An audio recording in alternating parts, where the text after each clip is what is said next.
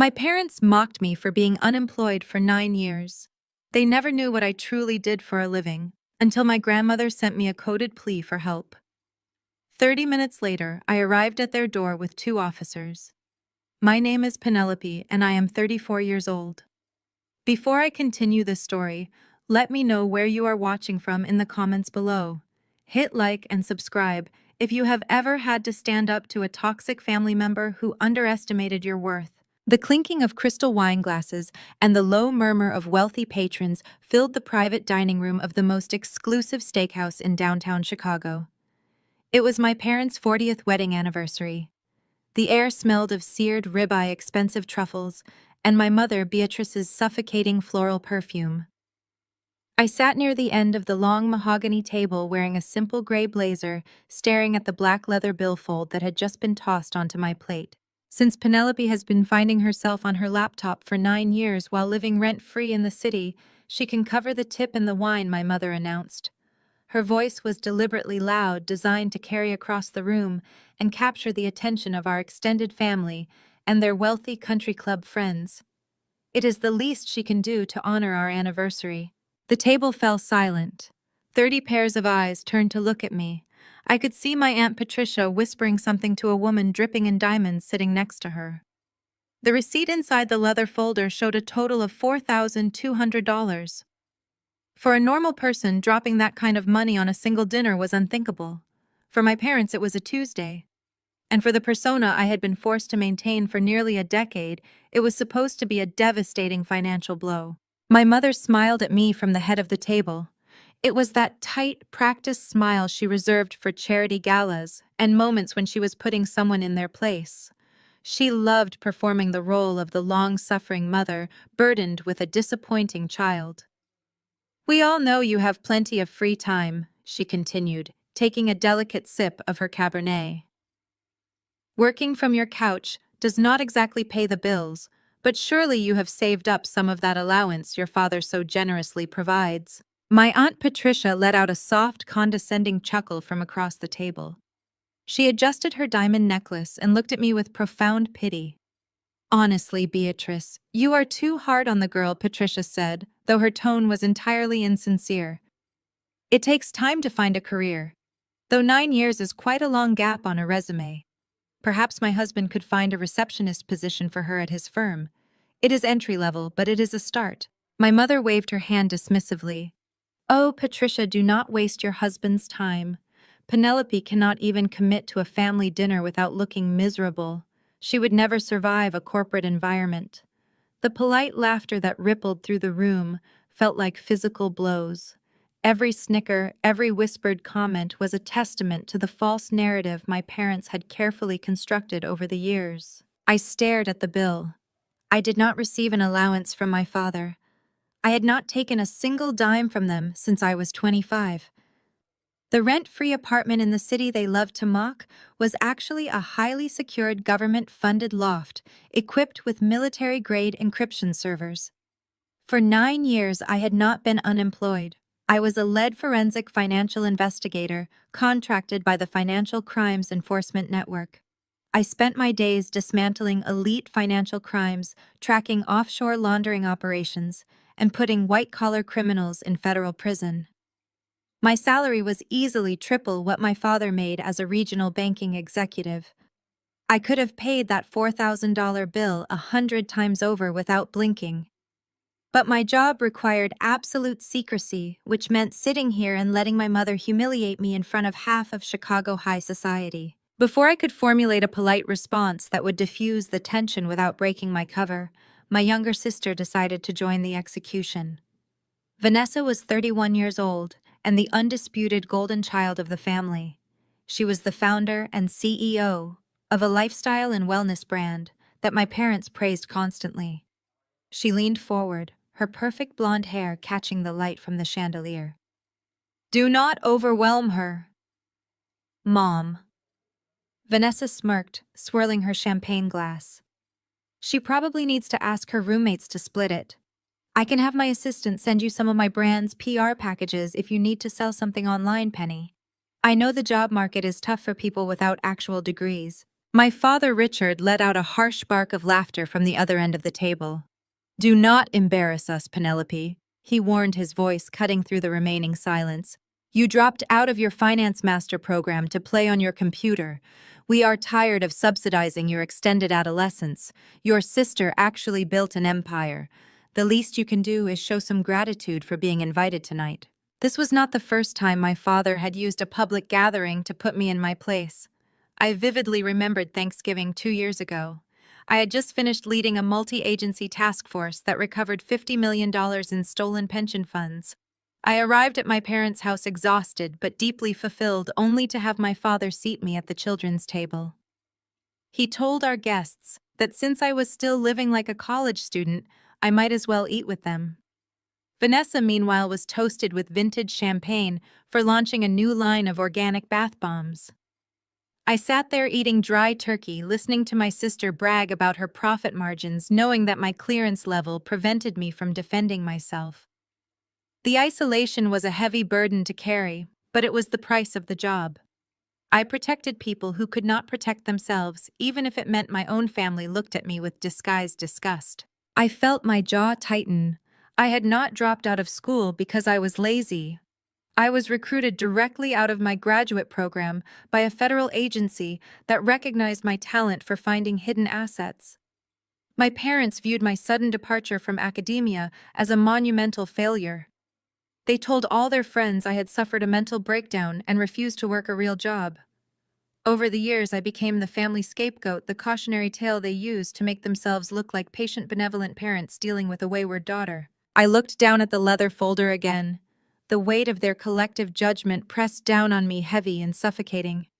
But years of interrogating hardened criminals had taught me how to control my reactions. I kept my face perfectly neutral, masking the anger that burned in my chest. I reached into my modest purse, preparing to hand over a basic credit card that was strictly tied to my civilian cover identity, intending to just pay the absurd bill and leave. But then something shifted to my right. I was seated next to my grandmother, Ruth. She was 82 years old, and according to my parents, suffering from severe, rapidly progressing dementia. They had moved her into their sprawling suburban mansion 2 years ago, claiming she needed constant supervision. I had always been close to Grandma Ruth when I was a child. Before her mind supposedly started slipping, she was a sharp, fiercely independent woman who ran her own real estate portfolio. She was the only person in the family who ever encouraged my intelligence instead of criticizing my appearance. Seeing her reduced to this fragile, silent shell over the past 2 years had broken my heart. I visited her whenever my demanding schedule allowed, but my parents always supervised the visits closely, claiming that my presence agitated her condition. For the entire evening today, Ruth had sat beside me in complete silence. She wore a blank, vacant expression, occasionally drooling slightly onto her silk blouse. My parents and Vanessa had ignored her completely, treating her like a piece of broken furniture they were forced to display. They spoke over her, talked about her as if she were deaf, and complained loudly about the cost of her in-home nursing care. Now, sitting beside her in this freezing dining room, I noticed small details that felt suddenly sinister. The way her expensive silk blouse was slightly wrinkled, the faint dark bruises on her wrists peeking out from under her cardigan sleeves, the way she flinched slightly whenever my father's voice boomed across the table. I reached over to adjust her napkin, acting the part of the dutiful, quiet granddaughter. As my fingers brushed against her lap, the illusion shattered. Beneath the heavy white tablecloth, hidden completely from the view of the entire dining room, Ruth's hand shot out with terrifying speed. Her grip was like a vice. Her cold, bony fingers clamped around my wrist with a strength that made me gasp silently. I glanced at her face. Her expression had not changed. She still wore that same vacant, lost stare, her eyes fixed blankly on the floral centerpiece. But her thumb was pressing hard into my pulse point. She slowly opened her palm, revealing a crumpled cocktail napkin. With agonizing care, she slid the napkin into my hand and immediately let go, returning her hands to her lap and letting her chin drop slightly, resuming her perfect performance of a woman who no longer knew where she was. My heart hammered against my ribs. I slowly lowered my hands to my lap and unfolded the paper under the table. It was not a random scribble. It was a precise, clearly written 9-digit bank routing number, followed by an offshore account prefix that I recognized immediately from my federal cases. Below the numbers written with a steady hand was a single frantically underlined word. Help. Help. I stood up from the table. The chair legs scraped loudly against the polished hardwood floor, drawing the attention of everyone who was just sitting there, waiting for me to react to the $4,200 dinner bill. I kept my face entirely blank and my posture perfectly submissive. I excused myself, keeping my voice quiet and deferential, saying I just needed a moment to use the restroom. My father Richard let out a harsh scoff that carried perfectly over the clinking crystal and silverware. He told the entire table I was probably running away from the bill, just like I ran away from every other adult responsibility in my life. He jokingly suggested someone should watch the back door of the restaurant to make sure I did not skip out on the check. My sister Vanessa laughed a bright, tinkling sound that always signaled her absolute victory. I did not look back. I just kept walking until the heavy oak doors of the private dining room closed behind me, cutting off the sound of their cruel amusement. The hallway leading to the restrooms was lined with expensive artwork and dim, flattering lighting designed to make wealthy patrons feel comfortable. I pushed through the heavy door into the women's lounge, ensuring it was completely empty before I locked myself inside the furthest stall. The air smelled of expensive jasmine soap and unearned entitlement. I leaned against the heavy marble partition and slowly opened my hand. My grandmother was supposed to be completely lost to the ravages of severe dementia. For 2 years, my parents had insisted she barely knew her own name. They claimed she needed to be spoon-fed and told their country club friends she stared blankly at walls for hours. But the napkin in my palm told an entirely different story. I flattened the crumpled white linen against the back of the bathroom door. My grandmother had always possessed beautiful, precise penmanship. The ink on the napkin was slightly shaky, betraying her 82 years and whatever immense stress she was currently enduring, but the numbers were deliberate and exact. It was a 9-digit bank routing number, followed by an offshore account prefix. Beneath those meticulously written digits was a single frantically underlined word. Help. I stared at that word, and in that exact second, the helpless, unemployed daughter my family loved to mock ceased to exist. I did not shed a single tear. I did not panic. The carefully constructed mask of failure I had worn for 9 long years dropped completely. I reached into the hidden inner pocket of my simple gray blazer and pulled out a heavy, matte black smartphone.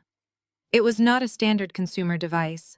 It was a heavily encrypted government-issued terminal linked directly to federal servers. My family thought I spent my days lounging on a stained couch, aimlessly browsing the internet, and failing to find a direction in life.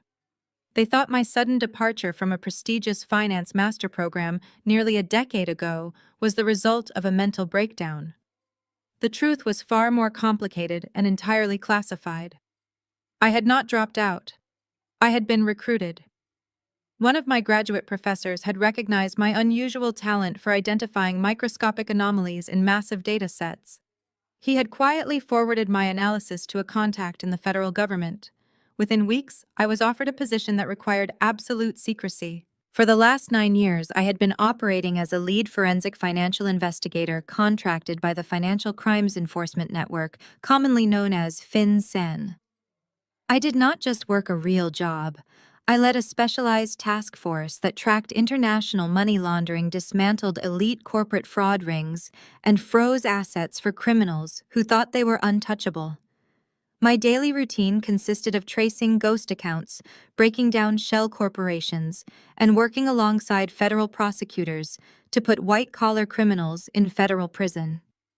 I was a phantom in the financial world, operating behind massive walls of security clearance. To maintain my cover and protect my investigations, my personal life had to appear completely unremarkable.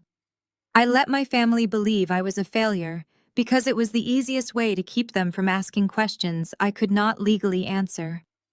I accepted their mockery, their pity, and their endless condescension as the necessary cost of doing my job. But looking at my grandmother's desperate plea written on a cocktail napkin, the professional detachment I relied on vanished. This was no longer a faceless corporate case file. This was my own blood. My fingers flew across the encrypted screen of my device. I bypassed 3 layers of biometric security and logged directly into the FinCEN secure database right there in the bathroom stall of the steakhouse. The stark blue and white interface of the federal tracking system illuminated the small, tiled space. I entered the routing number my grandmother had managed to slip me. The system spun for a few agonizing seconds, running rapid cross-checks through international banking protocols. When the results populated on my screen, all the breath left my lungs. I was looking at a live, active wire transfer. The numbers glowed in harsh white text. $2.4 million was currently in the process of being drained from my grandmother's irrevocable trust account. I tapped the screen, drilling down into the transaction details. The destination was a newly formed shell company, registered in the Cayman Islands. It was a classic textbook asset stripping maneuver. It was the exact kind of operation designed to completely drain an elderly person's life savings, while leaving absolutely no paper trail for local authorities to follow. But I was not local authority. I had access to the architecture of the global banking system. I checked the authorization logs. The request to release the $2.4 million had not been submitted days or weeks ago. The digital signature and the corresponding notary stamp were time-stamped exactly 1 hour ago. While my mother was ordering an expensive bottle of wine, while my sister was bragging about her wellness brand, while my father was sneering at my gray blazer, a massive financial crime was actively taking place right under my nose. The implications slammed into me with sickening clarity. My grandmother was not incapacitated. She knew exactly what was happening to her money. She had somehow managed to memorize the routing number of the account they were using to steal from her, and she had used this dinner surrounded by people as her only chance to pass me the information. My parents had moved her into their home under the guise of providing compassionate care, but they had effectively taken her prisoner. They were using her supposed dementia as a shield to isolate her, control her, and strip her of everything she had built over a lifetime of hard work. I stared at the pending transfer status. The funds were currently in a holding pattern waiting for final international clearance when the European markets opened in a few hours. They thought they had time. They thought they had executed the perfect crime, while I sat silently and took their abuse. They had profoundly underestimated the daughter they had spent a decade treating like garbage. I did not bother returning to the dining room. I did not care about the $4,000 bill sitting on my plate. I exited the stall, walked over to the marble sink, and splashed cold water on my face. Looking at my reflection in the mirror, I saw the hard, uncompromising stare of a federal investigator ready to dismantle a criminal operation. I pulled up a secure contact on my phone and hit dial. The line connected after a single ring. Detective Miller answered, his voice rough and alert despite the late hour. We had worked together on a massive embezzlement case 2 years ago, and he was one of the few local law enforcement officers who knew exactly what I did for a living and the level of authority I carried. "Miller," I said, keeping my voice low, sharp, and completely devoid of emotion. "I need a squad car at my parents' house in the suburbs in exactly 20 minutes. There was a brief pause on the other end of the line. He knew I never called unless a case was breaking wide open. "What is the situation, Penelope?" "We have a live 368, I told him, using the penal code for elder financial exploitation. It is an active operation. The perpetrators are currently out at dinner, but they will be heading home shortly. I am tracking a fraudulent offshore transfer of $2.4 million as we speak. I am going to intercept." "Understood," Miller replied instantly, his tone shifting into full tactical mode. "I will meet you there. Do you need me to secure a warrant?" "I already have the probable cause and the federal override," I stated, stepping out of the restroom and bypassing the private dining room entirely. I strode through the main restaurant, my pace quick and purposeful. "Just get the uniforms there. I am pulling the victim out tonight." I ended the call and pushed through the heavy glass doors of the steakhouse, stepping out into the cool, sharp night air of the city. The valet asked if I needed my car, but I waved him off. I needed to move faster than city traffic would allow. My parents thought they were so clever sitting in that dining room laughing at my expense, congratulating themselves on their success, while actively destroying my grandmother's life. They believed they held all the power because they had the money, the status, and the perfect suburban facade. But they had made one fatal miscalculation.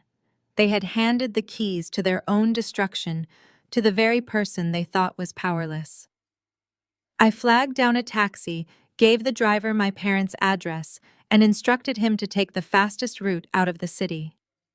As the taxi sped onto the highway, I kept my eyes fixed on the live transfer data glowing on my encrypted screen. The countdown had started. The perfect family image was about to be shattered permanently, and I was going to be the one holding the hammer. The taxi pulled up to the wrought iron gates of my parents' estate, just as Detective Miller's unmarked sedan rolled to a stop right behind me. A black and white squad car followed closely, its headlights cutting through the manicured darkness of the affluent suburb. I paid the driver and stepped out into the biting night air. Miller walked over to meet me, accompanied by two uniformed officers. I gave him a quick nod, pulling my encrypted phone from my pocket. The transfer was still frozen in the federal queue. We had beaten them here. We walked up the long flagstone driveway and positioned ourselves on the sprawling wraparound porch. The house was completely dark, silent. We waited in the shadows. 10 minutes later, the unmistakable purr of my father's luxury SUV broke the quiet of the neighborhood. The vehicle turned into the driveway, its high beams sweeping across the perfectly pruned hedges. The engine cut off and the heavy doors slammed shut. Even from the porch, I could hear their voices carrying clearly through the crisp air. They were laughing. It was a cruel, satisfied sound. My mother Beatrice was speaking loudly, her voice practically dripping with satisfaction. I cannot believe the look on her face when the waiter handed her that bill. My mother chuckled, her heels clicking against the pavement. It was exactly what she needed. A harsh dose of reality.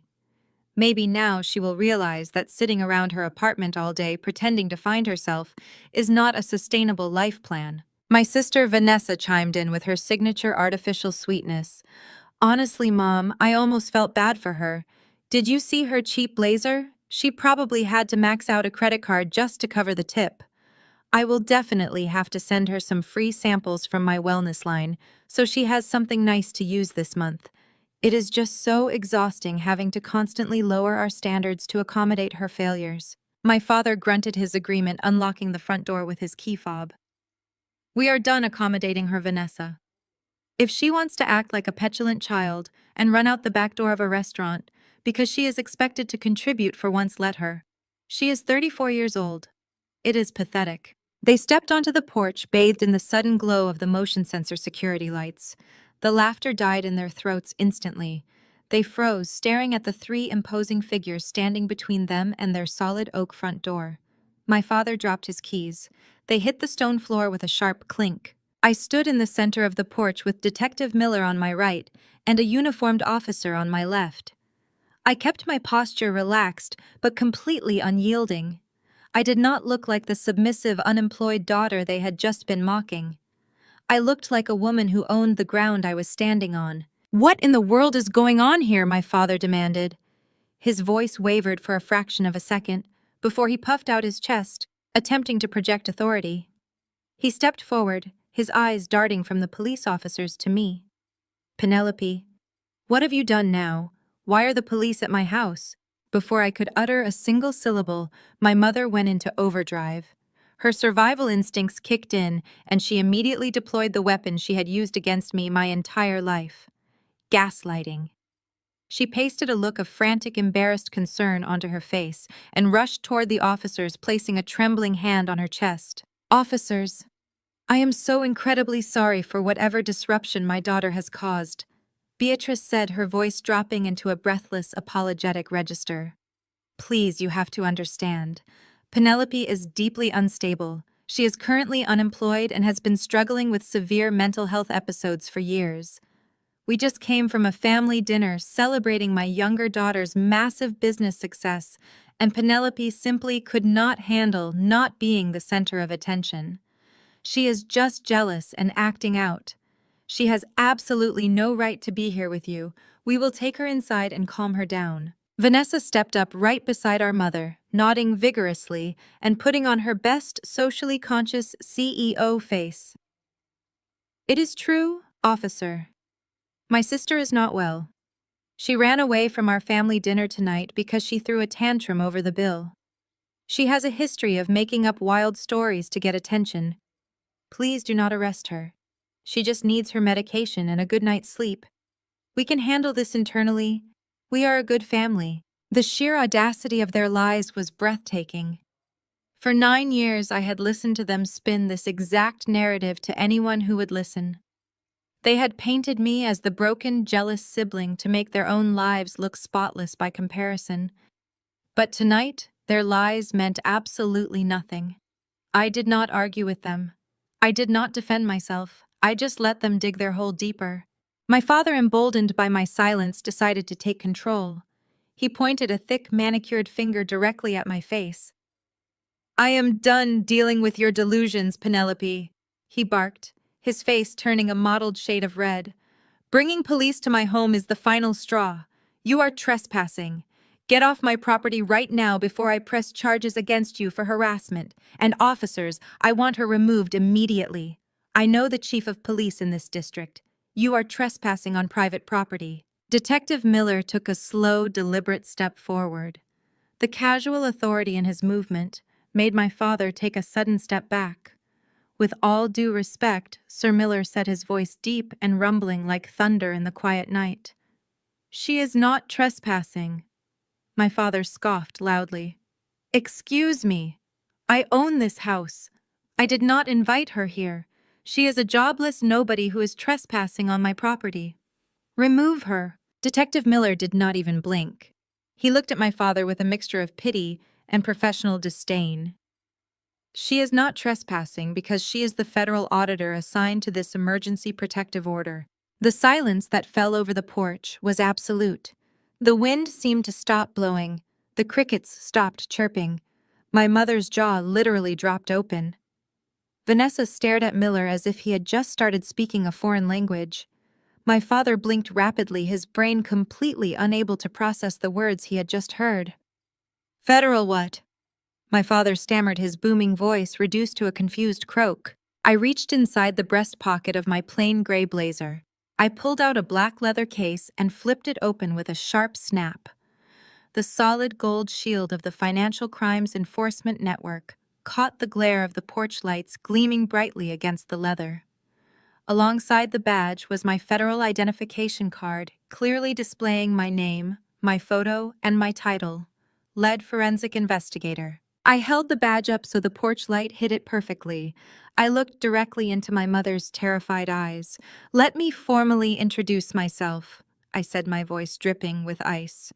I am lead investigator Penelope Adams, and we are not here to discuss my employment status. We are here because there is a live, active 368 elder financial exploitation taking place under this roof. My mother took a stumbling step backward, clutching her designer handbag against her stomach. Her perfectly powdered face turned the color of ash. Penelope, she whispered, her voice shaking violently. What are you talking about? You play on your laptop all day. You do not have a job. I traced a fraudulent wire transfer of $2.4 million originating from Grandma Ruth's irrevocable trust, I stated flatly, ignoring her panic. The authorization was signed exactly 64 minutes ago.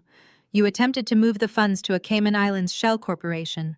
Unfortunately for you, I froze the asset pipeline before you even finished your dessert. My father looked like he was going to be sick. He looked from the gold badge in my hand to the grim faces of the uniformed officers. He opened his mouth to speak, but only a sharp, panicked wheeze came out. Vanessa was completely frozen, her eyes darting frantically between me and our parents, realizing in real time that the sister she had mocked for 9 years held the power to destroy their entire world. You have the right to remain silent.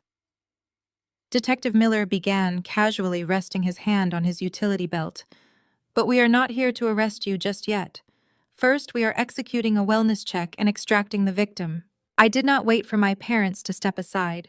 I pushed right past my stunned father, my shoulder knocking into his chest. He stumbled out of the way, completely powerless. I reached out, grabbed his discarded keys from the stone floor, unlocked the heavy front door, and pushed it open. The house was dark and silent, smelling faintly of lemon polish and expensive wax.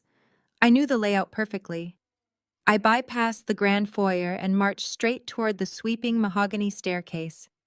Detective Miller and the two uniforms followed closely behind me, their heavy boots thudding against the hardwood floors. "Wait! You cannot just barge in here," my mother shrieked, finally finding her voice. She scrambled through the front door behind us, her heels slipping on the rug. "Penelope, please, let us talk about this. Ruth is sleeping. You cannot wake her. She had a terrible day. Her dementia is so bad she will not even know who you are." I ignored her completely. I took the stairs 2 at a time, my heart pounding with a mixture of adrenaline and pure dread. I needed to see my grandmother. I needed to get her out of this toxic prison and into a safe, secure federal facility where they could never touch her again. I reached the second-floor landing and turned sharply down the long hallway. My grandmother's room was at the very end of the corridor. I marched toward it, pulling out my federal override paperwork just in case my parents tried to physically block the door. But they were trailing far behind, still paralyzed by the shock of my true identity. I reached the heavy oak door of the guest suite. I grabbed the brass handle, turned it firmly, and threw the door open, ready to rush to her bedside and tell her she was finally safe. I expected to hear the rhythmic hum of her oxygen concentrator.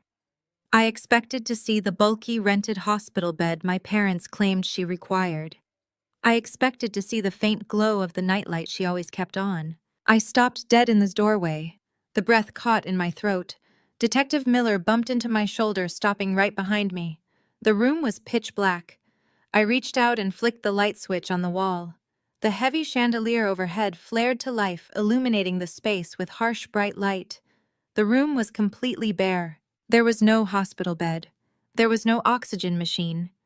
The curtains had been stripped from the windows. The dresser drawers were pulled open and entirely empty. The expensive rugs had been rolled up and removed. The room echoed with a hollow, terrifying emptiness. Grandma Ruth was gone. I spun on my heel and practically flew back down the grand mahogany staircase. My blood roared in my ears, but my mind was operating with the cold, mechanical precision of a federal raid. When I reached the bottom step, I found my parents and Vanessa huddled in the foyer. The initial shock of my federal credentials had worn off, replaced by a sickening, triumphant arrogance. My father stood with his arms crossed tightly over his chest, a smug, self-satisfied grin plastered across his face. He actually chuckled as I approached. "Looking for someone, Penelope?" Richard asked, his voice dripping with absolute condescension. "Where is she?" I demanded, my tone flat and dangerous.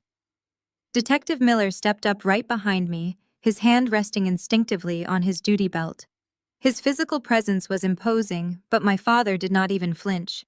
He adjusted the cuffs of his expensive tailored suit and looked down his nose at me. "You are too late." We had Ruth moved to a private lockdown psychiatric facility during the dinner. It was a completely legal, seamless medical transport. "She is a danger to herself, Penelope. The court signed the temporary conservatorship this morning. Your little badge means nothing here." Beatrice stepped forward, playing the role of the exhausted, caring daughter for the benefit of the uniformed officers standing by the door. "It broke our hearts to do it," she said, placing a dramatic hand over her chest. "But her dementia has made her violent and unpredictable. She needs 24-hour specialized psychiatric care."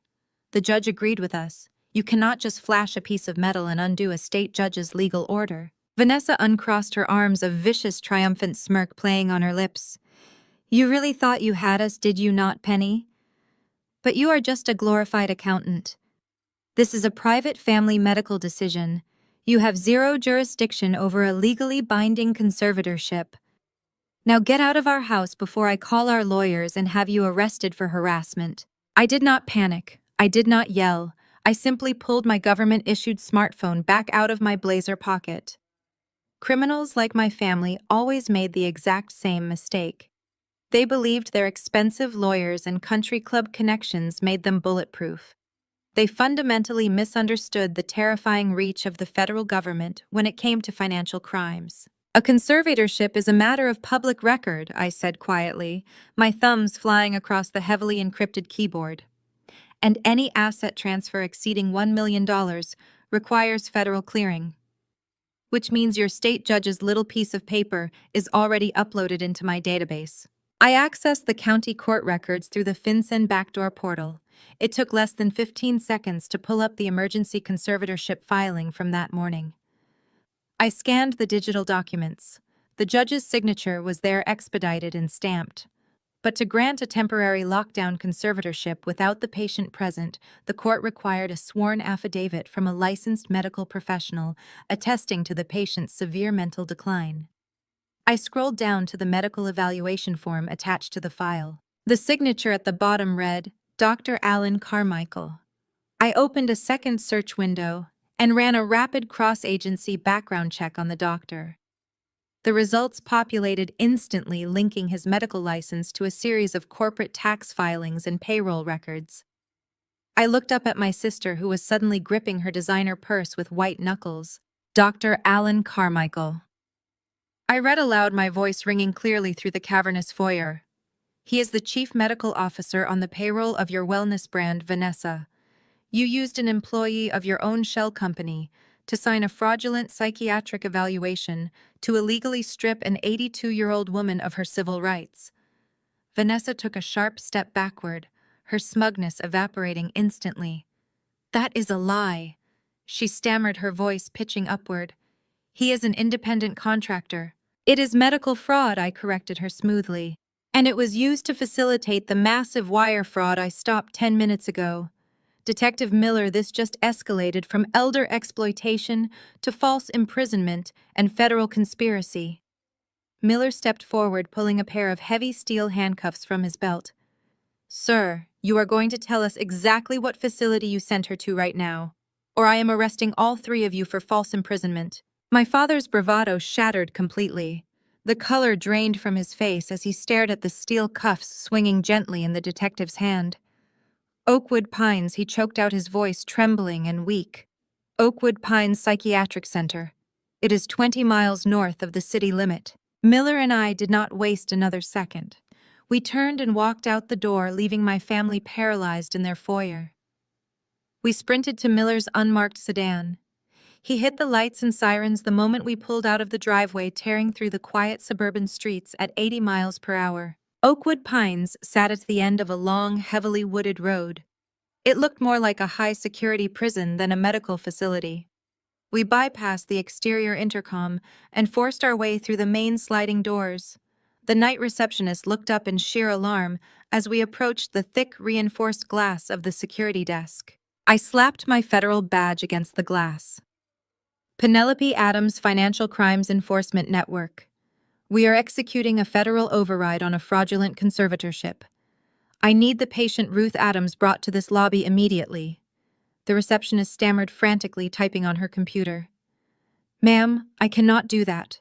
The patient is under a strict lockdown order. Only the legal conservator can authorize a release. Detective Miller slammed his open palm against the counter. The conservatorship is currently part of an active federal criminal investigation for fraud and false imprisonment. You are holding a hostage. Open the doors right now, or I will personally arrest you for obstruction of justice. The receptionist, absolutely terrified by the threat of federal charges, fumbled for her master keycard and buzzed us through the heavy magnetic doors. We marched down the sterile, bleach-scented hallways. The facility was deathly quiet, filled only with the unsettling hum of fluorescent lights. A nervous orderly directed us to a bare, windowless room at the very end of the maximum security corridor. I pushed the heavy door open. Grandma Ruth was sitting on the edge of a plastic-covered mattress, wearing a thin, generic hospital gown. She looked incredibly small and frail in the harsh, unforgiving light. Grandma, I said softly, rushing to her side. We are getting you out of here. She did not say a word, maintaining her vacant stare as Miller and I gently helped her to her feet.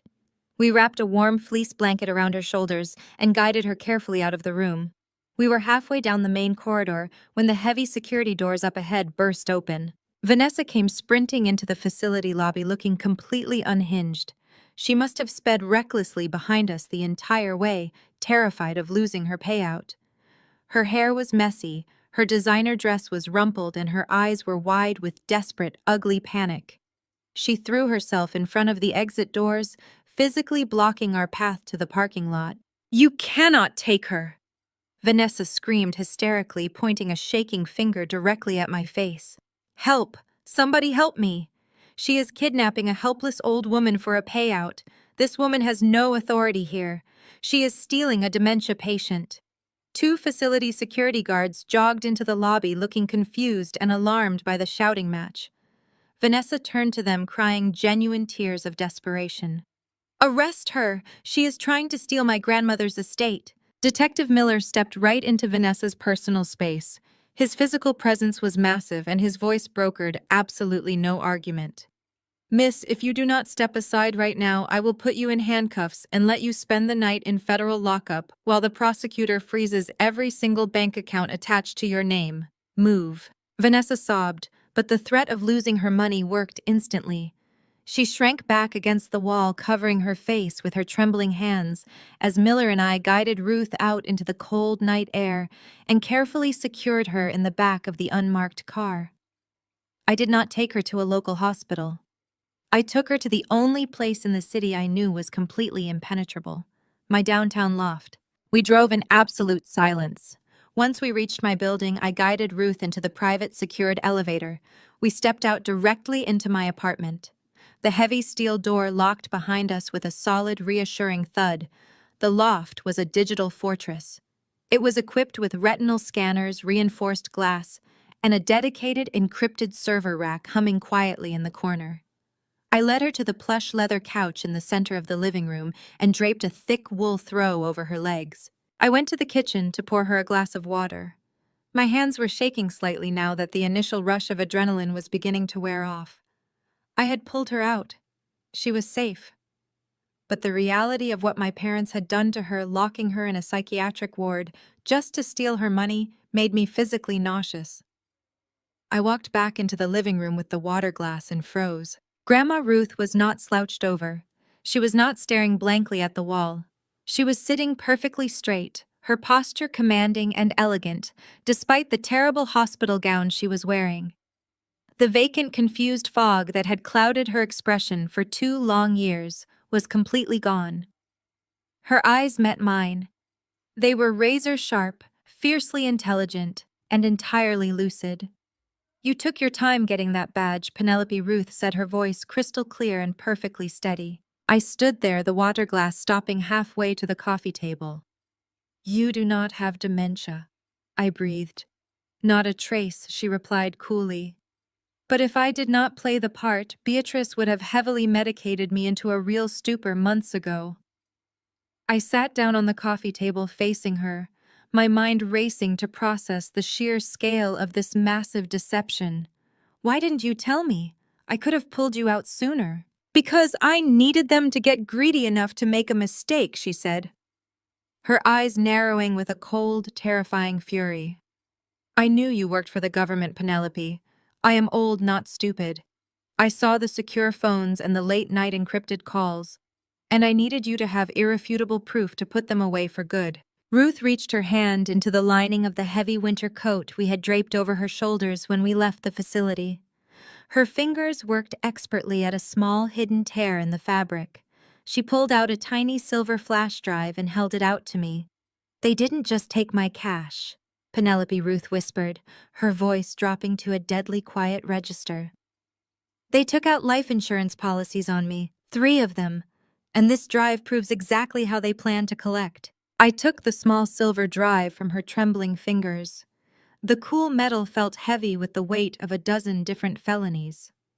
I stood up and walked over to my primary workstation.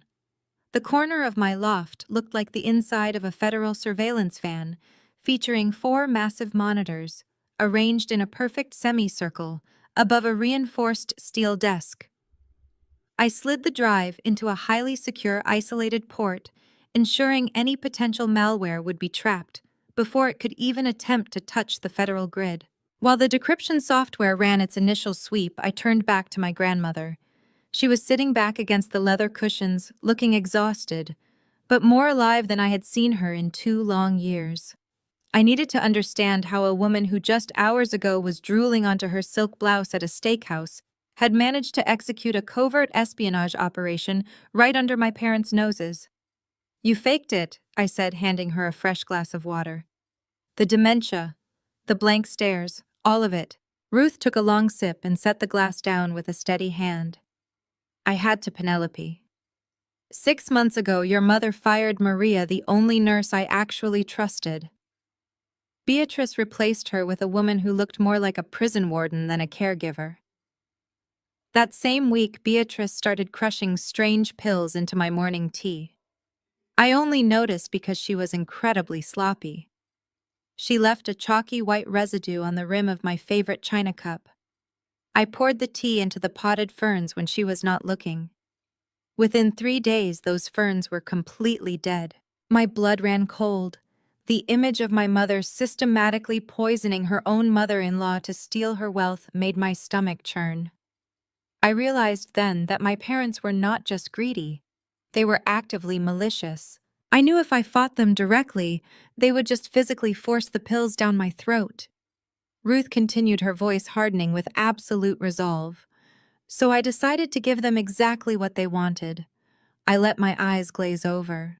I stopped speaking in full sentences. I let them think my mind was completely gone. And while they were busy celebrating their brilliant victory over a helpless old woman, I used my private tablet to order 5 micro-surveillance cameras online. I had them delivered to a secure post office box and paid the neighborhood paperboy $50 to sneak them to my bedroom window. I stared at my grandmother in pure awe. She was not just a victim. She was a tactical genius. "I installed them while your parents were out at their endless country club dinners," she said, leaning forward.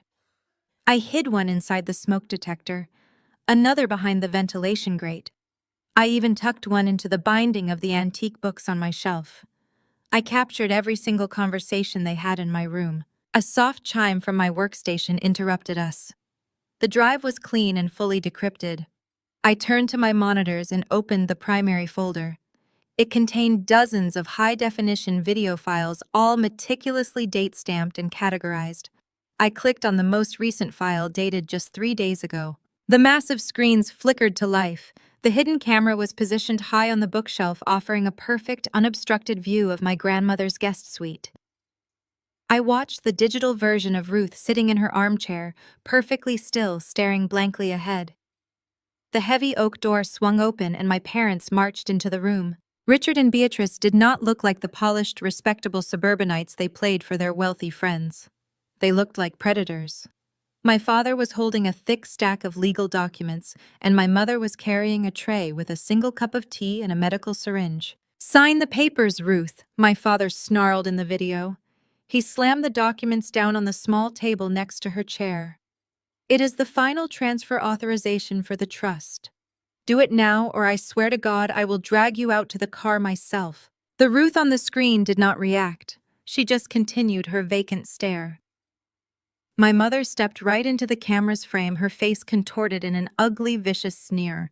She picked up a heavy pen and forcibly shoved it into Ruth's hand, wrapping her own manicured fingers around my grandmother's to physically force the signature onto the paper. "You are going to sign this, you old bat!" Beatrice hissed, her voice vibrating with malice. "You think you can just sit there and ignore us? You think your money is going to save you? If you do not sign this right now, I am using this syringe to put you to sleep. And when you wake up, you will be strapped to a bed in a state-run asylum so deep in the woods that not even your precious Penelope will be able to find you. You will rot there." I felt my hands ball into tight fists at my sides.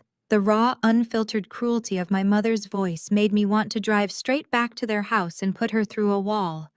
This was definitive, undeniable proof of elder abuse, coercion, and physical assault. But the horror show was not over.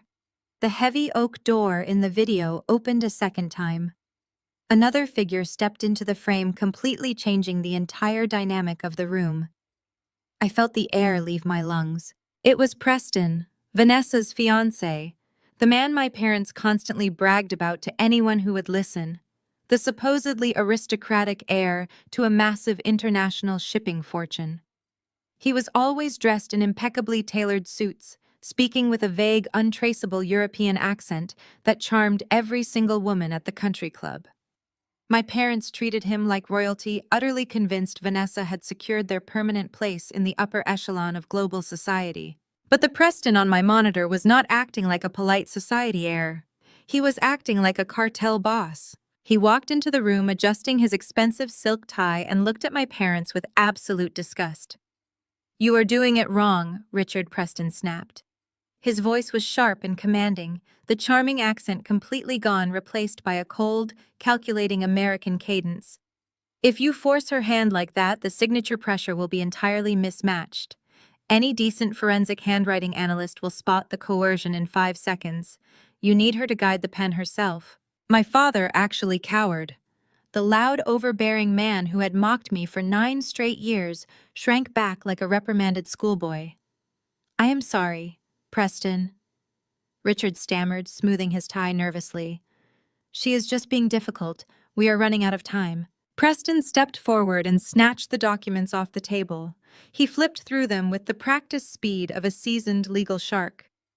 He pulled out a red pen and started circling paragraphs aggressively.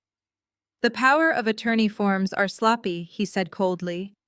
"The notary stamp you bought is from the wrong jurisdiction. I told you specifically how to structure this so the federal auditors would not flag the initial transfer.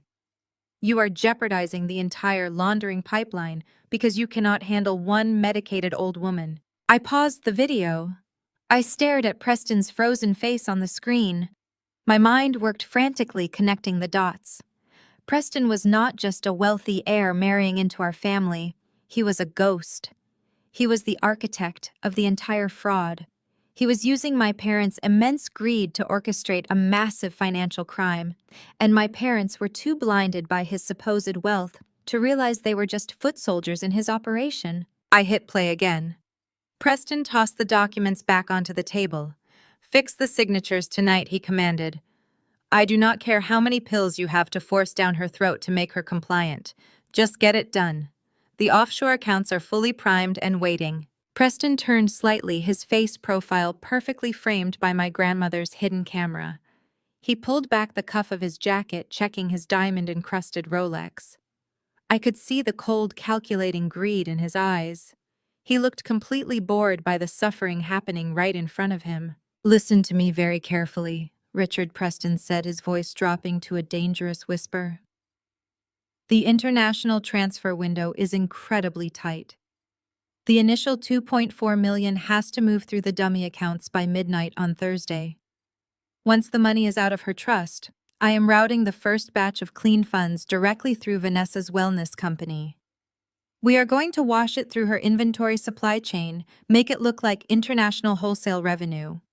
If those funds are not moving by Thursday at midnight, the entire shell structure collapses and we all go to federal prison." The video abruptly cut to black as the file ended. The sudden silence in my loft was deafening. I stood perfectly still, my eyes fixed on the blank monitor. The pieces of the puzzle slammed together with terrifying precision. Vanessa's highly publicized wellness brand was not a legitimate business. It was a sophisticated money laundering front designed to wash my grandmother's stolen millions. And my sister, the golden child, who had just spent the entire evening mocking my lack of a career, was the primary conduit for a major federal crime. Preston was using her fake empire to clean the cash before taking his cut, and likely disappearing back into the criminal underworld. And the absolute deadline was Thursday at midnight. I glanced at the digital clock in the corner of my monitor. It was currently 2 in the morning on Wednesday. I had exactly 46 hours before Preston pulled the trigger on a massive international laundering operation that would permanently erase my grandmother's wealth and leave my entire family holding the bag for federal fraud. I turned back to Ruth. She was watching me, her eyes shining with fierce pride. She had handed me the exact weapon I needed to destroy them all. I picked up my secure phone. The time for wellness checks was over. It was time to go to war. I dialed the direct line to my task force commander at the Financial Crimes Enforcement Network. When he answered, I did not bother with pleasantries. "Sir," I said, my voice ringing with absolute authority, "I need an emergency warrant to seize all server data and financial ledgers for a corporate entity operating in Chicago. And I need a full tactical cyber team online right now. We are going to rip apart a wellness empire." I ended the call and tossed the encrypted phone onto the heavy steel desk. The metallic clatter echoed in the cavernous space of my loft. I turned back to my workstation, cracking my knuckles and rolling my shoulders. The adrenaline that had propelled me through the extraction at the psychiatric facility was now settling into a cold, hyper-focused clarity. I looked over at Grandma Ruth. She had finished her water and was sitting wrapped in the wool throw, watching me with an expression of absolute trust. I gave her a sharp nod. It was time to completely dismantle the illusion my family had spent years building. I brought my hands to the keyboard and initiated the Hydra protocol, the proprietary deep-dive forensic software used exclusively by my task force. Within 3 minutes, my team commander had secured the federal override warrant. The digital gate swung wide open. I bypassed the superficial consumer-facing website of Vanessa's company and drove straight into the corporate backend. Vanessa had spent the last 4 years branding herself as a visionary wellness guru. She graced the covers of local business magazines, hosted lavish launch parties for overpriced serums, and lectured me at every holiday dinner about the value of a relentless work ethic. She aggressively claimed her company was generating upwards of $12 million a year in organic retail sales. My screens flooded with cascading lines of financial data, international banking, routing numbers, and encrypted wire transcripts. I deployed a tracking algorithm to isolate the primary revenue streams feeding into her corporate accounts. As the software peeled back the layers of dummy corporations registered in Delaware and Wyoming, the brilliant, flawless facade of her lifestyle empire instantly disintegrated. I stared at the raw ledgers, my eyes scanning the data blocks in absolute disbelief. There were no retail sales. The entire operation was a breathtakingly audacious mirage. Vanessa's wellness empire was nothing more than a hollow shell, a sophisticated digital washing machine built for the sole purpose of cleaning dirty money. I pulled up the inventory and shipping manifests. The numbers were entirely fabricated. The company claimed to be shipping thousands of units of high-end skincare products across the globe every single week. But the corresponding freight bills, the warehouse lease agreements, and the raw material invoices simply did not exist. She was selling thin air. I cross-referenced the incoming revenue deposits with the corporate data I had on Preston. His international logistics firm was acting as the primary funding source. Preston was not an aristocratic heir. He was a high-level launderer moving illicit cash through a global shadow network. He was filtering millions of dollars in completely untraceable dirty money into Vanessa's corporate accounts, disguising the massive deposits as wholesale inventory purchases. Vanessa would then pay taxes on the fake revenue, effectively legitimizing the cash, and kick the clean money back to Preston's offshore holdings disguised as vendor payouts. But a laundering operation of that sheer magnitude required massive amounts of liquid capital to float the tax liabilities and bribe the necessary officials to keep the machine running smoothly. That was where my family came in. That was why they needed Grandma Ruth. They were actively siphoning the millions from her irrevocable trust to serve as the foundational liquidity for Preston's criminal enterprise. They were risking an 82-year-old woman's life and freedom to cover the daily operating costs of an international money laundering syndicate. I needed to know exactly how much Vanessa understood. Was she just an arrogant, clueless pawn blinded by Preston's fake wealth and designer suits? Or was she fully aware of the monster she was sleeping next to? I executed a secondary warrant override and cracked directly into her private corporate email server. The encryption was pitifully weak. I bypassed her security protocols in less than 40 seconds and dumped her entire inbox onto my secondary monitor. I ran a targeted keyword search for my grandmother's name, cross-referencing it with Preston and my father. The search results populated instantly, and the sociopathy of what I read made my blood run entirely cold. Vanessa was not a victim. She was not an unwitting accomplice. She was the primary architect of the domestic side of the fraud. I opened an email chain dated 3 weeks ago with the subject line regarding the old bat's medical fund.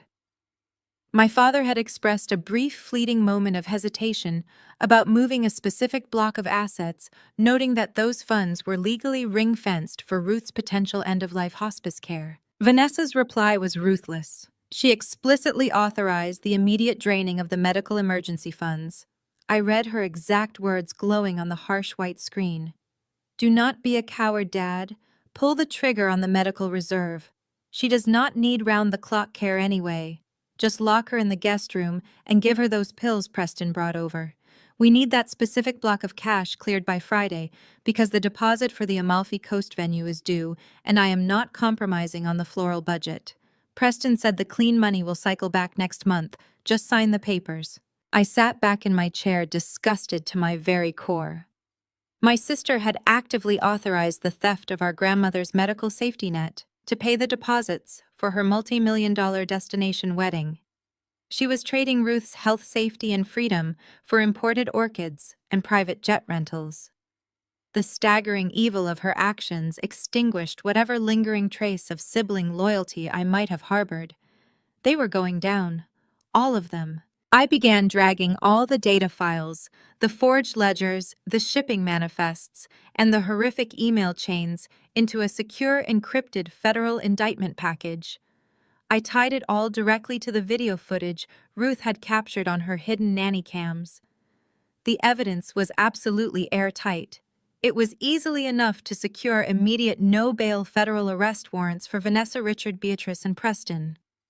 They would be facing decades in federal prison for conspiracy, wire fraud, elder abuse, and international money laundering. I selected the entire package and prepared to initiate the secure transfer protocol to the federal prosecutor's office.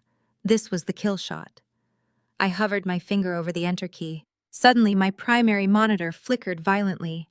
A harsh line of static ripped across the screen. The progress bar for my evidence package froze completely. I frowned, my hands flying across the keyboard to run a diagnostic check. Before I could enter a single command, all 4 of my monitors went entirely black. The cooling fans in my server rack spun up to a deafening roar as a massive brute force cyber attack slammed into my loft's local network. My personal cell phone, sitting on the desk, buzzed frantically. I grabbed it, the screen illuminating the dark room. It was an automated, high-priority alert from my personal bank. My civilian checking and savings accounts had just been completely frozen. Before I could process the breach, a tremendous booming sound echoed through the loft. It was the sound of heavy, aggressive pounding on my reinforced steel front door. The heavy pounding rattled the reinforced steel of my front door, vibrating through the floorboards of the loft. I did not flinch. I motioned for Grandma Ruth to remain seated on the leather couch, completely out of the sightline of the entryway. I tapped the security monitor embedded in the wall beside my workstation. The high-definition camera feed showed 4 men standing in the harsh fluorescent light of the hallway. 2 were dressed in cheap, ill-fitting suits, holding thick manila folders. Process servers. Flanking them were 2 local police officers, their hands resting cautiously on their utility belts. My father was moving fast. He was utilizing every favor, every country club connection, and every expensive corporate lawyer on his payroll to shut me down before the sun even came up. I unlocked the deadbolt and pulled the heavy steel door open just wide enough to stand in the frame, blocking any view of the interior. The taller process server shoved a thick stack of legal documents directly into my chest. "Penelope Adams, you have been served," he announced, his voice echoing loudly in the corridor. "You are hereby ordered to immediately surrender custody of Ruth Adams to her legal conservators Richard and Beatrice Adams." I glanced down at the top sheet of the injunction. It was an emergency family court order expedited through a late-night judicial channel. The charges listed were aggressive: elder kidnapping, financial coercion, and endangering a vulnerable adult. Richard was claiming I had suffered a severe mental breakdown and forcibly abducted my grandmother from a secure medical facility. The lead police officer stepped forward, his posture rigid and authoritative. "Miss Adams, we need you to step aside. We are here to enforce a lawful court order. We have reason to believe a medically compromised elderly woman is inside this residence, and we are instructed to extract her and return her to the Oakwood Pines Psychiatric Center." I looked the officer dead in the eye. I did not raise my voice, but I laced every word with absolute, uncompromising federal authority. "Officer, I highly advise you to step back from my door. You are currently attempting to interfere with an active federal investigation." The officer scoffed, resting his hand on his radio. "Ma'am, I am looking at a signed order from a county judge.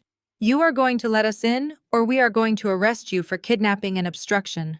I reached into my pocket and pulled out my federal identification, flipping the leather case open to display the gold Financial Crimes Enforcement Network shield. The officer's eyes widened, his arrogant demeanor faltering instantly.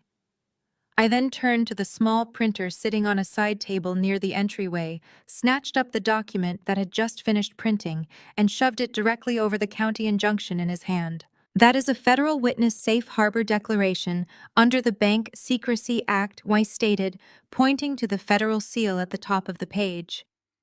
"The woman inside this loft is no longer under the jurisdiction of a local family court. She is now classified as a protected material witness in an ongoing multi-million-dollar international money laundering investigation. Federal mandate supersedes local family court injunctions. If you cross this threshold, I will personally see to it that you are indicted for interfering with a federal witness." The process server glared at me. "The judge signed the conservatorship. You cannot just hold her hostage." I turned my icy stare to the server. The medical evaluation securing that conservatorship was signed by a doctor on the payroll of the primary suspect in a federal racketeering case. It is a fraudulent document, obtained through perjury. You have exactly 10 seconds to get off my floor before I have you detained for participating in a federal conspiracy." The lead police officer swallowed hard, stepping back from the doorframe. He pulled his radio from his shoulder. "Dispatch. I need a supervisor and a federal liaison on Channel 4 immediately," he muttered, backing away toward the elevators. The process servers, realizing the local police were no longer going to physically force their way inside, exchanged a nervous glance and quickly retreated down the hall. I slammed the steel door shut and locked the deadbolt. I had just bought us a 72-hour window. The safe harbor provision legally stalled the local family court order for 3 days, giving me the exact amount of time I needed to completely dismantle Preston's money laundering operation and put my family behind bars. I walked back into the living room and sank into the chair opposite Grandma Ruth. She was gripping her water glass, her sharp eyes scanning my face. "They sent the police?" she asked, her voice steady. "Yes," I replied, tossing the injunction onto the coffee table. "But they are gone. You are safe here. No one is taking you back to that facility." I picked up my personal cell phone, the screen still glowing with the urgent alert from my bank. I tapped the banking application, verifying what the notification had warned. My account balances showed a solid string of zeros accompanied by a bright red banner stating the accounts were locked pending legal review. "My father is trying to squeeze us out," I explained, turning the phone so Ruth could see the screen. "He used the fraudulent conservatorship and his corporate banking connections to freeze my civilian accounts. He thinks I am entirely dependent on the $3,000 I had in checking." My phone buzzed in my hand. A new text message popped up on the screen. It was from Richard. I read it aloud to my grandmother. "Come home and bring your grandmother, or you will not have a single dime for groceries. This game is over, Penelope. You are unemployed and unstable. You cannot fight my lawyers. Bring her back before I have you thrown in a cell." Ruth's expression tightened with genuine worry. "Penelope, they have endless resources. Richard will starve you out. He will freeze your credit, your rent, everything." I looked at the text message from my father and let out a genuine, unburdened laugh. I tossed the civilian phone onto the couch. "Grandma, they think I am a failure who lives off instant noodles and their occasional charity. They have absolutely no idea who they are actually dealing with." I walked over to my secure terminal and tapped a few keys, bringing up a heavily encrypted secondary interface. My civilian accounts were a prop. They were a carefully constructed financial facade designed to match the pathetic unemployed persona I maintained for my cover. The few $1,000s Richard had frozen meant absolutely nothing. I opened my actual financial portfolio. For 9 years, I had been working as a lead forensic investigator handling highly classified operations. My government contractor salary, my hazard pay for international task forces, and my specialized skill bonuses were routed directly through secure federal channels. My actual wealth was held in blind trusts and encrypted federal credit accounts that Richard's slick corporate lawyers could never even locate, let alone freeze. I turned the monitor toward Ruth, letting her see the 8-digit balance sitting securely in my primary trust account. "My father thinks he cut off my oxygen," I said, smiling grimly. "He just froze a puddle while I am sitting on an ocean. We do not need his grocery money." Ruth let out a breath she had been holding, a small triumphant smile touching the corners of her mouth. "They are arrogant, Penelope. That arrogance is going to be their absolute ruin." I turned back to the workstation to finalize the indictment package. The cyber attack that had hit my server had been aggressive, but my federal firewall protocols had successfully deflected the brute force intrusion. Preston was clearly panicking, realizing that someone was digging into the back end of Vanessa's fake wellness empire. I just needed to attach the final video files Ruth had provided and route the entire package directly to the federal prosecutor's encrypted Dropbox. As my fingers flew across the keyboard, the silence of the loft was broken by the sharp, persistent ringing of my civilian phone lying on the couch. The caller ID flashed my mother's name. I let it ring. I had no intention of speaking to Beatrice ever again unless it was through the reinforced glass of a federal visitation room. The ringing stopped immediately, followed by the chime of a new voicemail. I picked up the phone, hit the speaker button, and set it down on the glass coffee table between Ruth and myself. We needed to know what their next move was. Beatrice's voice filled the room. It was not the hysterical, panicking tone she had used in the foyer of their house, nor was it the venomous, cruel snarl she had used while threatening Ruth with a syringe. It was a masterclass in calculated, cold-blooded manipulation. Her voice was perfectly calibrated, dripping with maternal sorrow and deeply faked agony.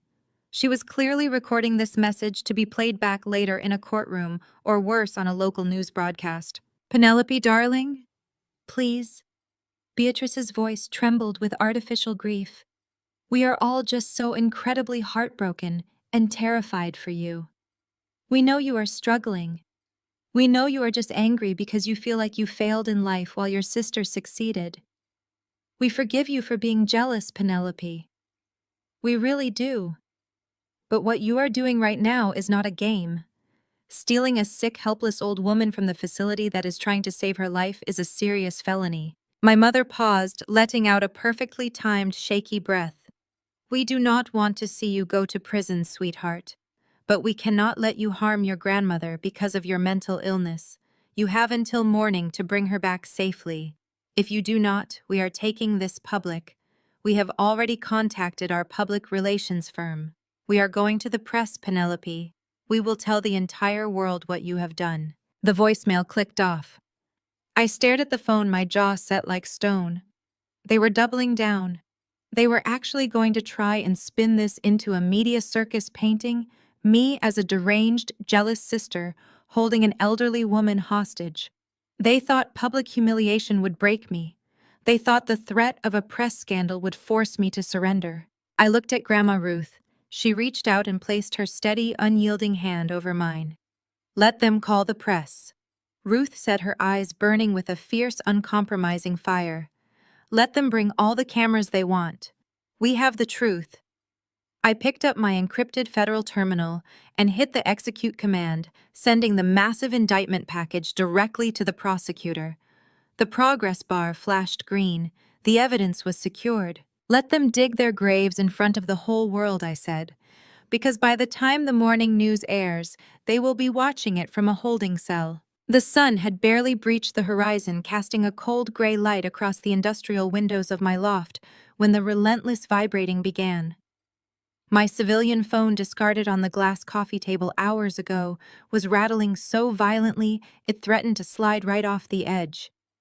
I ignored it at first, keeping my eyes locked on the federal terminal to ensure the encrypted transfer to the prosecutor completed without any network interruptions. Once the confirmation receipt materialized on my screen, I exhaled a long breath and walked over to the coffee table. I picked up the device. The lock screen was completely buried under a torrential avalanche of notifications. There were hundreds of missed calls, thousands of text messages, and an endless stream of social media alerts. A message from my cousin Rachel sat at the very top. It contained a single video link and a message that read, "You are a complete monster." I tapped the link. The application opened and Vanessa's face filled the screen. She was sitting in the immaculate marble-swathed kitchen of her penthouse. The heavy, glamorous makeup she usually wore for her brand deals was entirely gone, replaced by a carefully curated look of raw, vulnerable exhaustion. She wore an oversized beige cashmere sweater that made her look fragile. Her eyes were red-rimmed, and she was clutching a crumpled tissue. It was the performance of a lifetime engineered for maximum viral sympathy. "Hi, everyone," Vanessa began, her voice trembling perfectly. "I usually use this platform to share positivity and wellness, but today I need your help. My family is living a nightmare. My older sister Penelope has been struggling with severe untreated mental health issues for years. We have tried everything to help her, but last night she crossed a line we never thought possible. She broke into the specialized medical facility where our beloved grandmother was receiving round-the-clock care, and she abducted her." Vanessa paused, letting a single pristine tear roll down her cheek. She dabbed it away with the tissue, staring directly into the camera lens with wide, pleading eyes. "Penelope is unstable, unemployed, and deeply estranged from our family. We believe she is holding our grandmother for ransom because of her severe financial problems. My grandmother is incredibly sick. She needs her medication. She needs her doctors. If anyone in the Chicago area has seen Penelope or my grandmother, please contact the authorities immediately. Penelope, if you are watching this, please bring her home. We just want her safe." The video had been posted less than 2 hours ago and already had 4 million views. I scrolled down to the comments section. It was a digital lynch mob. Vanessa had successfully weaponized her massive wellness army. The comments were a horrific tidal wave of blind hatred. Thousands of strangers were demanding my immediate arrest. They were coordinating efforts to find my address. Some were posting death threats, declaring that they would personally burn my loft to the ground if they found me. My text messages were just as vile. Extended family members, aunts and uncles who had ignored me for the last decade were suddenly flooding my inbox with vitriol. They called me a psychopath, a thief, a disgrace to the family name. Richard and Beatrice had clearly spent the early morning calling every single relative, spinning the narrative and solidifying their position as the heartbroken, terrified victims. I felt a soft touch on my arm. Grandma Ruth was standing beside me, reading the screen over my shoulder. I moved to put the phone away, wanting to shield her from the ugliness, but she held my wrist firmly. She read the horrific comments and the vicious text messages from our own blood relatives. Her expression did not falter. She simply straightened her posture, her jaw setting into a hard, unforgiving line. "She always was a terrible actress," Ruth said, her voice dripping with absolute disdain. "All those acting lessons your mother paid for, and she still relies on fake crying. Do not let them rattle you, Penelope. They are screaming because they are terrified." I looked at my grandmother, drawing strength from her unshakable resolve. "I am not rattled," I said, hitting the power button on the civilian phone and plunging the screen into darkness. "I do not care what her followers think. I do not care what our family thinks. We are not going to waste a single second engaging with them or defending ourselves online. We are going to stay ruthlessly focused on the objective." But the digital assault was escalating. My local network firewall alerted me to a dozen new doxing attempts. Vanessa's rabid followers were actively trying to breach municipal databases to locate my current address.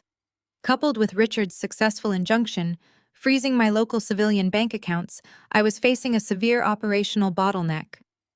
My federal funds were completely secure, but accessing them through standard local channels would trip the financial monitors Richard had put in place. I needed absolute digital fluidity, and I needed an impenetrable defensive perimeter around the loft's network. It was time to call in the cavalry. I sat at my secure workstation and initiated a priority call on an encrypted channel. The line did not even ring a full time before it was picked up. "Tell me you are watching this absolute circus." David's voice came through the speakers sharp and wide awake. David was my business partner at the federal contracting firm, my closest friend, and the closest thing I had to chosen family. He was also a cybersecurity savant who treated complex encryption protocols like a second language. "I am living the circus, David," I replied. "Richard got an emergency family court injunction signed in the middle of the night. He used it to freeze all my civilian accounts. Vanessa just dropped a highly edited tearjerker video accusing me of kidnapping for ransom, and her 4 million followers are currently trying to dox me and breach my local network. I am already tracking the breach attempts," David said, the rapid clacking of a mechanical keyboard echoing through the audio feed. "They are amateurs using basic script kiddie tools, but the volume is high. I am not letting them anywhere near your physical address. I am coming over right now. Do not open the door for anyone." 15 minutes later, the private service elevator opened directly into my loft. David stepped out carrying 2 heavy tactical cases filled with his proprietary hardware. He was dressed in his usual uniform of dark jeans and a black hoodie, his eyes sharp and analytical behind wire-rimmed glasses. He gave me a quick assessing look to ensure I was unharmed, then immediately turned his attention to Grandma Ruth. He walked over to the couch and gave her a respectful, formal bow. "Mrs. Adams," David said warmly, "it is an absolute honor to finally meet you. Penelope has told me you are the toughest woman she knows. After reviewing the surveillance footage you captured, I can confirm she was significantly understating your tactical abilities." Ruth actually smiled, a genuine warm expression that erased years from her face. "You must be David. Penelope speaks very highly of you. Please call me Ruth, and thank you for coming to help us sort out this mess." "It is my pleasure, Ruth," David replied, setting his heavy cases on the steel desk next to my workstation. He cracked the cases open, pulling out a specialized server blade and a tangle of fiber optic cables. He began integrating his hardware directly into my task force terminal. "All right, let us handle the local financial freeze first. Your father thinks he is playing a very smart game of financial chess. He has zero idea he is playing against the house." David's fingers flew across his keyboard. He bypassed the frozen civilian accounts completely. Instead of trying to unfreeze the meager funds Richard had locked down, David accessed our firm's unrestricted corporate resources. Within 90 seconds, he had established a series of untraceable encrypted shadow accounts, routing $50,000 of clean operational corporate funds into a digital wallet I could access instantly from my phone. "Your grocery money is secured," David said with a smirk, referencing Richard's threatening text message. "Now let us lock down the perimeter." He ran a sophisticated countermeasure script, reinforcing the loft's firewall and creating a massive digital labyrinth that would bounce any incoming doxing attempts to a server farm in Eastern Europe. Vanessa's rabid followers would spend the next week trying to trace my IP address, only to end up staring at coordinates for an abandoned warehouse in Romania. With our digital defenses solidified and the financial squeeze completely neutralized, David turned his attention to the brute force cyber attack that had hit my system the previous night. Preston's team had panicked when I breached Vanessa's backend, and they had lashed out aggressively. But in their panic, they had been sloppy. They had left a microscopic digital footprint, a tiny breadcrumb in the server logs, that David's specialized tracking software immediately flagged. "Penelope, come look at this," David said, his tone shifting from confident banter to deadly serious focus. He leaned closer to his monitor, adjusting his glasses. I walked over and stood behind his chair, staring at the cascading lines of code. "What did you find? Are they trying to hit us again?" "No," David murmured, his eyes scanning the data blocks rapidly. "I traced the origin of the brute force attack. It did not come from a generic server farm. It bounced through a highly sophisticated military-grade proxy network. The kind of network you only use if you are trying to hide something massive. I followed the routing data backward, slipping through the proxy layers until I hit the central node. I found the primary user profile for the architect of the laundering operation. Preston, I stated, feeling a cold knot form in my stomach. That is the thing, David said, turning his chair to face me. He brought up a separate window displaying a comprehensive background check file. I ran the name Preston Vance. I pulled his social security number, his tax records, his supposed family lineage, the aristocratic shipping fortune your parents are always bragging about. I ran it all through the federal database, and then I cross-referenced it with Interpol. David pointed a finger directly at the center of the screen. Preston Vance does not exist, Penelope. The entire identity is a complete total fabrication. The man engaged to your sister is a ghost. He was manufactured out of thin air exactly 3 years ago. There are no birth records, no childhood medical history, no high school transcripts. Whoever this man is, he is operating under a deep cover alias, and based on the encryption protocols he is using, he is not just a white-collar criminal. He is connected to something far more dangerous. I stared at the blank dossier on the screen. The polished, charming man my parents worshipped, the man Vanessa was planning to marry, was a complete phantom. We were not just dealing with a greedy family trying to steal an inheritance. We had just kicked a hornet's nest belonging to a highly organized, dangerous international syndicate, and they now knew we were coming for them. David did not pause to let the gravity of the situation paralyze us. His fingers became a blur across the mechanical keyboard, his eyes reflecting the rapid scroll of code illuminating the primary monitor. "We need a biometric match," he muttered, his voice dropping into the clinical detached register he used when navigating deep web architecture. If his digital footprint is scrubbed, we rely on the physical markers. I pulled out the secure drive containing the hidden nanny cam footage from Grandma Ruth's bedroom.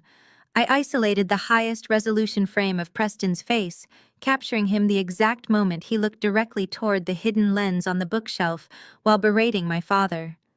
I fed the image into David's terminal.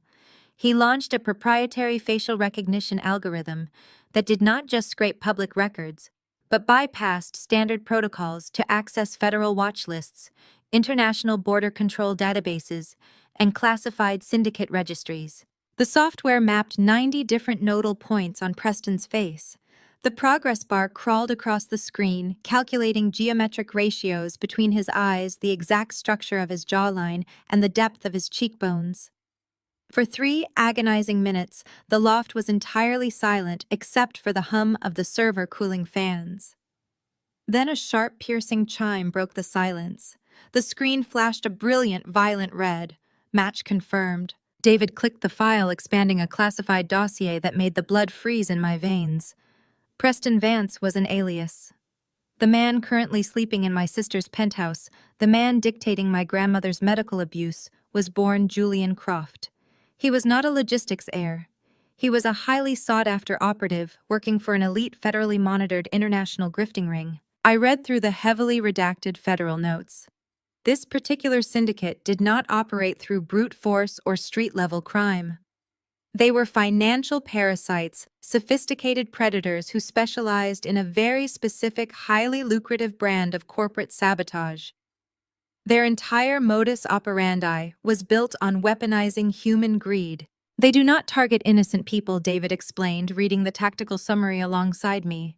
They target wealthy, morally corrupt families. Families with enough assets to steal but enough arrogance and greed to ignore massive glaring red flags. It made terrifying perfect sense. Preston had selected my family with clinical precision. He saw Richard's insatiable hunger for status. He saw Beatrice's venomous desire for wealth. He saw Vanessa's desperate need to appear as a self-made corporate titan. He did not have to force them into a money laundering ring. He simply showed them a pile of cash, stroked their monumental egos, and let their own boundless greed do the heavy lifting. My parents and my sister were the perfect willing patsies. I scrolled further down into the financial tracking data David had unspooled. We needed to understand the exact mechanics of Preston's endgame. I isolated the specific offshore wire transfer that Vanessa had authorized in her horrific email, the one scheduled to move the millions out of Ruth's trust by midnight on Thursday. David ran a predictive path analysis on the routing numbers attached to that transfer.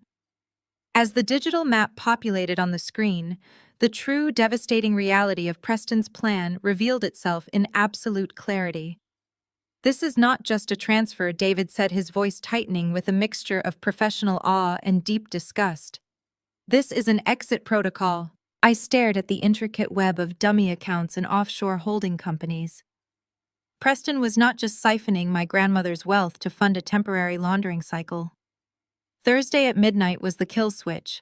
The digital script attached to the transfer was designed to automatically trigger a massive cascading data wipe across the syndicate's servers, the exact millisecond the funds cleared the final offshore checkpoint. "He is going to burn the entire bridge down," I said, tracing the digital path with my finger against the glass monitor. "The moment that money hits the Cayman accounts, Preston will vanish into thin air. Julian Croft will cease to exist, and he will take every single dime of my grandmother's money with him." But that was not the worst part. The cascading data wipe was selectively targeted. It was programmed to erase every trace of Preston's involvement, every encrypted email he sent, every digital signature tying him to the logistics firm. What it purposefully left intact was the entire domestic architecture of the fraud. "He is leaving the framework entirely exposed," David confirmed, pointing to the final nodes on the screen. "The federal auditors will not see Preston. They will not see a ghost syndicate. They will see Vanessa's wellness company acting as the sole deliberate hub for international money laundering. They will see Richard's signature on the forged power of attorney documents. They will see Beatrice authorizing the medical neglect. Preston is leaving your entire family holding the bag for one of the largest federal financial crimes of the decade." My family was going to take the fall. They were going to spend the rest of their lives in federal prison, entirely ruined, while the man they thought was their golden ticket disappeared onto a yacht in the Mediterranean. A dark, vicious part of my soul felt a profound surge of vindication. They deserved it. They were actively torturing my grandmother for a payout they were never going to receive. They were architects of their own destruction. I stepped back from the monitors, my mind racing through the tactical implications. I had the complete evidence package right at my fingertips. I had the federal authority to call in the tactical strike teams.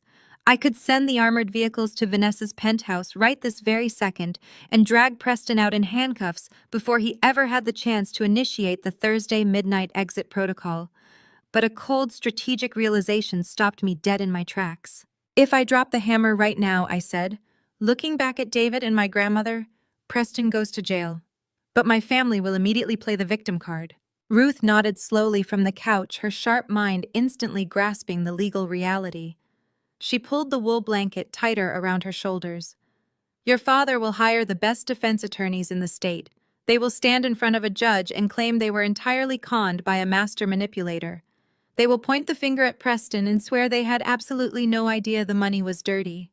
They will claim they were just trying to help me manage my estate. Vanessa will cry on the witness stand," I added, my voice hardening with resolve.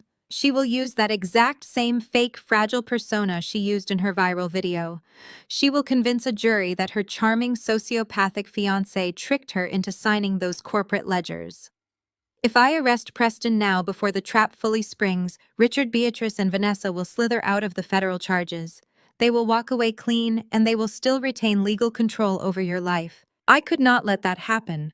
I could not let the people who actively poisoned my grandmother's tea, who threatened her with institutionalization, and who robbed her blind, walk away to play the tragic victims of a con artist. I needed them to face total, inescapable accountability. I needed them to legally and permanently bind themselves to the fraud on the record with absolutely no room for plausible deniability. I turned to David. "Can you isolate the Thursday midnight wire transfer script? Can you build a containment wall around it so that when Preston hits the execute button, the money looks like it cleared but actually drops into a secure federal holding account?" David's fingers were already moving over the keyboard. "I can build a digital sandbox. Preston's terminal will read a successful transfer. He will think he is clear, but the cash will never actually leave domestic federal jurisdiction. I will have it locked down by morning." "Good," I said, my voice dropping to a decisive whisper. "Then we are going to let them proceed.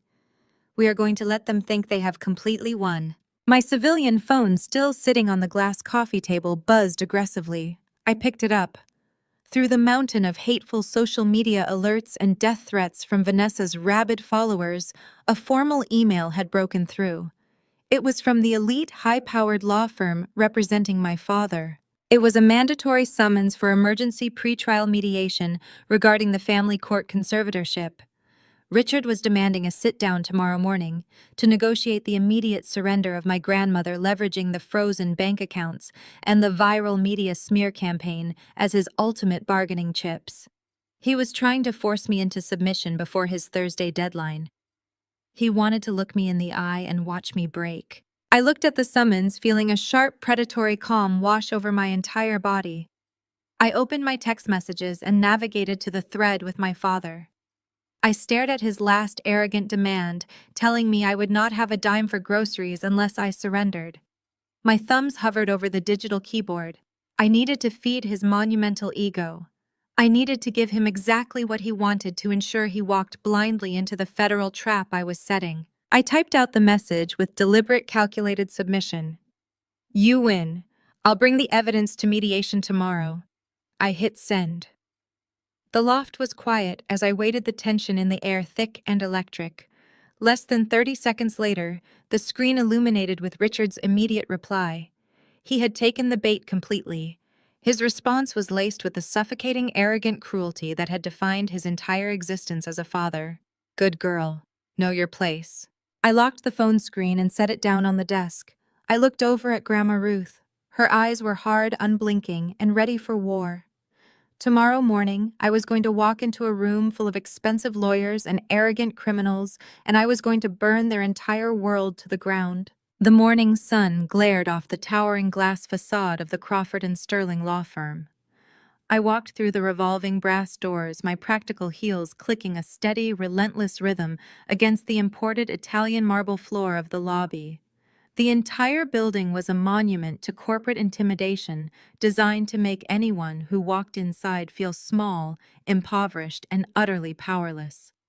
From the vaulted ceilings to the uniformed security guards glaring at my lack of a designer handbag, it was a space built to crush the spirit before the negotiations even began. I did not feel small. I felt like an apex predator stepping willingly into a cage entirely full of oblivious mice. I checked in at the polished mahogany front desk, ignoring the receptionist looking down her nose at me, and rode the private keycard access elevator up to the 42nd floor. The heavy double doors of the mediation suite stood wide open. I stepped over the threshold into a room that looked more like a luxury banquet hall than a legal battleground. The space featured a massive, sprawling oak conference table, floor-to-ceiling windows overlooking the Chicago skyline, and a catered spread of artisan pastries and sparkling water. My family had turned out in full force for what they clearly believed was going to be my public execution. My father, Richard, sat dead center at the head of the table. He wore a custom-tailored navy suit, leaning back in his expensive leather chair with a posture of absolute unearned victory.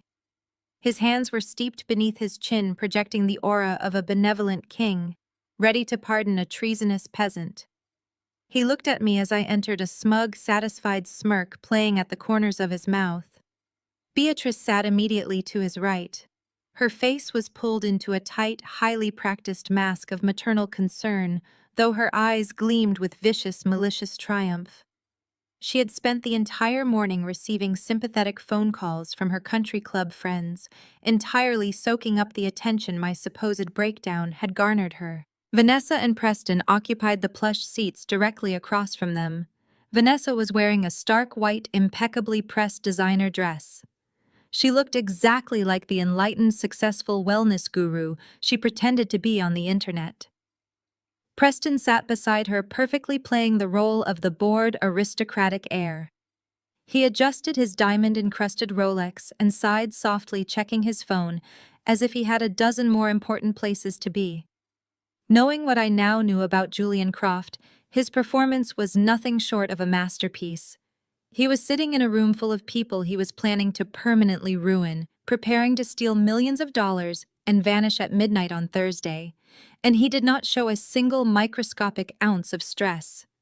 He was a professional parasite, and my family was his ultimate host. They had even brought a live audience. Uncle Arthur and Aunt Margaret sat near the back window holding cups of expensive coffee. They were the ones who had flooded my phone with vicious, hateful text messages immediately after Vanessa's video went viral. Richard had clearly invited them here specifically to witness my total humiliation. Margaret leaned over and whispered something to Arthur as I walked in, making absolutely no effort to hide her sneer of disgust. Flanking my father were three men in identical, aggressively expensive charcoal suits. The lead attorney, a bulldog of a man named Crawford, shuffled a thick stack of intimidating legal briefs with practiced arrogance. He looked at me with the weary disdain of a man who billed $1,000 an hour to crush people who could not afford to fight back. At the far end of the long table sat the mediator, retired Judge Harrison. He was a man known throughout the city for his strict, uncompromising adherence to family court protocols and his absolute lack of patience for family drama. I walked to the single empty chair left for me at the opposite end of the table. I placed my plain, scuffed black leather briefcase on the polished oak. I was wearing a simple, unbranded black blazer and standard dress slacks. I could feel the collective weight of their judgment settling heavily on my clothes. In their minds, my lack of designer labels was just further proof of my total failure in life. They thought I was terrified. They thought my silence was the silence of a broken, defeated woman who had finally realized she was entirely out of her depth. My father spoke first, taking absolute control of the room. His voice was dripping with manufactured, weaponized pity. Penelope, Richard said, shaking his head slowly. It truly did not have to come to this. We gave you every conceivable opportunity to handle your mental health struggles privately. We tried to give you grace. We tried to protect you from your own glaring inadequacies. But stealing your own grandmother and forcing us into this legal action just shows how far you have fallen from reality. You need serious institutional help, Penelope. We are here to make sure you get it, whether you want it or not. Aunt Margaret let out a loud, dramatic sigh of agreement from the back of the room. Vanessa took her cue perfectly. She leaned forward, resting her manicured hands gently on the table. She looked at me with an expression of profound, condescending sorrow. She reached beside her and slid a thick packet of stapled paper across the smooth oak surface. The packet glided across the table and stopped just inches from my briefcase. I looked down at the bold, capitalized letters printed on the first page. Non-disclosure agreement and surrender of custody. We are going to make this very simple and painless for you, Penelope, Vanessa said, her voice echoing the exact tone she used in her viral videos. You are going to sign this document right now. It legally mandates that you immediately return Grandma Ruth to the Oakwood Pines facility where she belongs. It also requires you to record a public apology video admitting that your actions were the result of a severe manic episode and that everything I said in my broadcast was completely accurate. Vanessa offered a patronizing, deeply pitying smile. If you do that, we will instruct Mr. Crawford to drop the kidnapping charges. We will not send you to federal prison. We will let you walk away with whatever dignity you have left. In fact, because I truly believe in second chances and because my brand is built on healing and forgiveness, I am willing to offer you a lifeline. Sign this. Apologize to the internet and give Grandma back. Do that and I will hire you to manage my brand's customer service emails. You will finally have a job. You will finally have some structure in your life instead of living off our charity and embarrassing this family. I looked at the non-disclosure agreement. I looked at Vanessa's glowing, arrogant face, imagining the exact moment she would realize her entire corporate empire was a federal crime scene. I looked at Preston, who was now actively stifling a yawn, completely unaware that the offshore accounts he planned to route his stolen money into were currently locked inside a digital federal sandbox built by David. I looked at my father, who was watching me with an expression of pure, unadulterated dominance. He truly believed he had broken me. He believed the frozen local bank accounts and the viral smear campaign had brought me to my absolute knees. He thought I was cornered, terrified, and ready to beg for their forgiveness so I could afford to eat. The room descended into a heavy, expectant silence. They were waiting for me to cry. They were waiting for me to pick up a pen and sign my life away. I did not argue. I did not raise my voice to defend my sanity. I did not defend my career or explain that my actual net worth secured in classified federal trusts vastly exceeded everything they owned combined. I simply reached my hand forward and casually pushed Vanessa's non-disclosure agreement off the edge of the table. The thick packet fluttered unceremoniously to the carpeted floor, the pages scattering across the expensive rug. Beatrice gasped loudly. Richard's face instantly flushed with dark, boiling anger. Before any of them could speak, I unlatched the brass clasps of my briefcase. The sharp metallic clicks echoed like gunshots in the sudden quiet of the room. I reached inside and pulled out a single massive, heavy dossier. It was bound in thick federal stock paper, secured with heavy brass brackets, and stamped with the unmistakable insignia of the United States Treasury Department. I placed my hand flat on top of the file and shoved it hard down the center of the oak table. It glided smoothly past Vanessa, past my father, past the sneering face of Crawford, and came to a stop directly in front of retired Judge Harrison. I sat back in my chair and folded my hands in my lap. Judge Harrison frowned, clearly annoyed by the sudden breach of mediation protocol. He adjusted his reading glasses, pulling the heavy file closer to him. He opened the thick cover. The silence in the room stretched until it felt like a physical weight pressing against my chest. I watched the exact moment the seasoned veteran judge realized what he was actually looking at. The mild irritation vanished from his eyes, instantly replaced by a look of sheer, unadulterated terror. He saw the official seals. He saw the routing numbers, the wire fraud allegations, the evidence of international money laundering, and the undeniable documentation of elder abuse linked directly to the people sitting in his mediation room. The color drained completely from his face, leaving his skin a sickly ashen gray. His hands actually began to tremble as he flipped past the first page of the summary brief, his eyes darting frantically across the text. He looked up, his eyes wide and panicked, staring directly at my father's lead attorney, and then at my father. "Mr. Crawford," the judge said, his voice breathless and hollow, cracking the absolute silence of the room. "These are FinCEN documents. This is a federal criminal docket." Crawford snatched the heavy dossier from the table, his face flushing with a mixture of indignation and highly practiced courtroom bravado. He did not even bother to look past the first summary page before slamming the file back down onto the polished oak surface. He let out a harsh, barking laugh that echoed loudly in the tense, silent room. "This is an absolute farce," Crawford announced, turning to reassure my father, who was beginning to look slightly uncertain at the judge's reaction. "Richard, do not let this theatrical stunt raise your blood pressure for a single second. Anyone with a cheap laser printer and a basic internet connection can download official-looking government seals. This is nothing more than amateur spreadsheet work from an unemployed girl who plays on her laptop all day. She is trying to intimidate us with fabricated legal documents, which I must remind everyone in this room constitutes a separate felony charge in itself. We can add extortion to the list of kidnapping and endangerment charges." My father instantly relaxed, the arrogant smirk returning to his face. He leaned back in his expensive leather chair, adjusting his silk tie with a look of supreme satisfaction. "For a moment there, Penelope, you actually had me worried," Richard sneered, shaking his head. "I thought you had somehow managed to hire a real attorney. I thought you might actually put up a legitimate fight. But printing out fake federal dockets? This just proves Vanessa right. You have completely lost your grip on reality. You are living in a fantasy world because your actual life is a complete failure." Vanessa sighed dramatically, resting her chin on her hand. "I told you, Daddy." She sits in that horrible little loft all day, staring at a screen, making up delusions where she is some sort of important hero. It is genuinely sad. Penelope, you are embarrassing yourself in front of professionals. The mediator is a retired judge. You cannot just hand him a stack of printed paper and expect him to arrest us. This is the real world.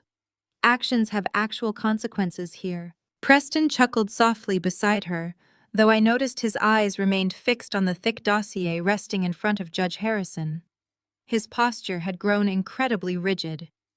He was a professional grifter, a man who survived by reading the microscopic shifts in the temperature of a room, and the temperature had just plummeted below freezing. Judge Harrison did not join in their laughter. He ignored Crawford completely. His eyes remained glued to the pages in front of him, his hands gripping the edges of the file so tightly, his knuckles were bone white. He knew the difference between a downloaded internet template and an authentic encrypted FinCEN tracking ledger. He was looking at highly classified routing numbers, international bank identifiers, and surveillance logs that civilian courts never even had the clearance to request. He was looking at a financial kill shot. Before Crawford could continue his pompous, arrogant dismissal, the heavy double doors of the mediation suite were shoved open with such violent, unexpected force that they slammed against the interior walls. The loud crash silenced the entire room instantly. Detective Miller strode into the suite. He was not wearing the standard tailored business attire expected in a high-end corporate law firm. He was wearing a dark tactical vest over his button-down shirt, his gold detective badge gleaming brightly against the dark fabric. Flanking him were two heavily armed Federal Bureau of Investigation agents. They moved with absolute uncompromising precision, fanning out to secure the perimeter of the room. Their hands rested casually near their holstered weapons, their eyes scanning the occupants of the table with cold professional detachment. "What is the meaning of this?" Crawford bellowed, jumping to his feet. His face was purple with outrage. "This is a private, closed-door, legal mediation. You cannot just barge into my firm without a warrant. I will have your badges for this intrusion." Detective Miller ignored the highly paid attorney completely. He walked straight past Crawford, past my completely paralyzed father, and stopped a few feet away from my chair. He looked at me, giving a sharp, respectful nod. "The perimeter is entirely secured," Detective Miller stated, his voice carrying clearly across the dead silent room. "We have tactical units stationed at the ground floor exits and blocking the private garage. The building management has surrendered control of the elevators. The primary target is isolated." "Thank you, Detective," I replied, my voice steady, calm, and resonant. I stood up from my chair. I did not slouch. I did not look down. I straightened my simple black blazer and let the fabricated, helpless, pathetic persona I had worn for nearly a decade evaporate into thin air. The invisible weight I had carried, the constant need to shrink myself to fit their narrative, was gone. I looked directly at my father. The smug, victorious arrogance had been entirely wiped from his face, replaced by a profound, uncomprehending shock. Beside him, Beatrice was trembling, her hands gripping the armrests of her chair so hard her acrylic nails looked ready to snap off. "Allow me to formally introduce myself," I said, my voice projecting absolute, undeniable authority. "I am Penelope Adams. I am a lead forensic auditor for the Financial Crimes Enforcement Network, operating directly under the United States Treasury Department." The absolute horror that washed over my parents' faces was a masterpiece of human devastation. I watched their minds desperately trying to process the information, watching the last 9 years of their lives recontextualize in real time. Everything they thought they knew about me was a carefully constructed lie. The cheap, unbranded clothes I wore to their lavish country club dinners, the small, unassuming apartment I lived in, the constant, endless typing on my laptop during family holidays while they sipped champagne and mocked my lack of a social life. They had spent 9 years treating me like an unemployed failure who refused to get a real job. They had laughed at my supposed lack of ambition. They had used my perceived poverty to make themselves feel superior, to build themselves up by tearing me down. They suddenly realized I was never unemployed. I was never failing. I was hunting. For 9 years, I had been tracking terrorist financing, dismantling cartel laundering networks, and tracing shadow money across the globe. I was one of the most ruthless, highly trained financial investigators in the entire country, specializing in destroying offshore syndicates. and they had willingly, eagerly invited a massive international fraud ring right into their living room, completely oblivious to the fact that the apex predator designed by the federal government to destroy that exact type of criminal enterprise was sitting at their dinner table eating turkey. I did not need their grocery money. I did not need their condescending charity. I had the full, unrestrained backing of the federal government, and I had spent the last 72 hours mapping every single dirty transaction they had authorized. I knew exactly where the money was, and I knew exactly how they planned to steal it. Vanessa was staring at me, her mouth hanging open in a silent, horrified scream. The pristine, untouchable wellness guru persona was shattering into a million pieces. She looked down at the non-disclosure agreement she had slid across the table earlier, the document offering me a pathetic job answering her customer service emails in exchange for my silence. The absolute absurdity of her offer hung in the air, a monumental testament to her boundless delusion. She had tried to hire a federal agent to answer emails for a company that was currently the center of a federal indictment. Richard stammered, his voice weak and completely devoid of its usual booming confidence. His expensive suit suddenly looked 2 sizes too big for him. You work for the government. This is a mistake. Penelope, this is a massive misunderstanding. We are your family. We are just trying to help your grandmother manage her estate. We have legal conservatorship. We did everything by the book. You have a fraudulent piece of paper signed by a compromised doctor on the payroll of a criminal syndicate. I corrected him, my tone icy exact and entirely stripped of any familial warmth. You have a direct, undeniable paper trail linking your personal corporate accounts to an offshore laundering operation. You have federal medical abuse charges pending for what you did to Grandma Ruth. And you have a massive, inescapable problem sitting right across the table from you. I raised my hand and pointed my finger directly at the man sitting next to my sister. Preston Vance, or Julian Croft, or whatever alias he was currently operating under, had completely stopped looking bored. The facade of the wealthy, arrogant heir was entirely gone. He was slowly, carefully shifting his weight, calculating the distance between his chair and the heavy double doors, blocked by the armed federal agents. He knew it was over. He knew the federal net had already closed around him, and there was absolutely nowhere left to run. The exit protocol he had planned for Thursday night was dead. And this man, I said, my voice ringing with absolute finality, is currently the primary target of a multi-state wire fraud investigation. Lock the doors. Crawford recoiled from the table as if the dossier had suddenly caught fire. He dropped his expensive gold pen, and it clattered loudly against the polished oak. His arrogant bluster vanished instantly, replaced by the acute survival instinct of a lawyer who realizes his client is about to drag him into a massive federal indictment. He raised both hands in the air, taking a slow, deliberate step away from my father. I have no knowledge of these documents, Crawford stammered, his voice jumping an octave. My firm was retained strictly for a family court conservatorship. We have zero involvement in any financial irregularities. I did not spare the lawyer a single glance. My eyes were locked entirely on the man sitting across from me. Agent Detective Miller said, his voice a low, commanding bark. Secure the primary target. The 2 armed FBI agents moved with terrifying speed. Before Preston could even push his chair back from the table, they were on him. One agent clamped a heavy hand down on his shoulder, pinning him to the leather seat, while the other seized his wrists. Whoa, hey, wait a minute, Preston protested. The aristocratic bored air routine instantly slipped, revealing the panicked, cornered grifter beneath. He tried to twist away, flashing his most charming, bewildered smile at the agents.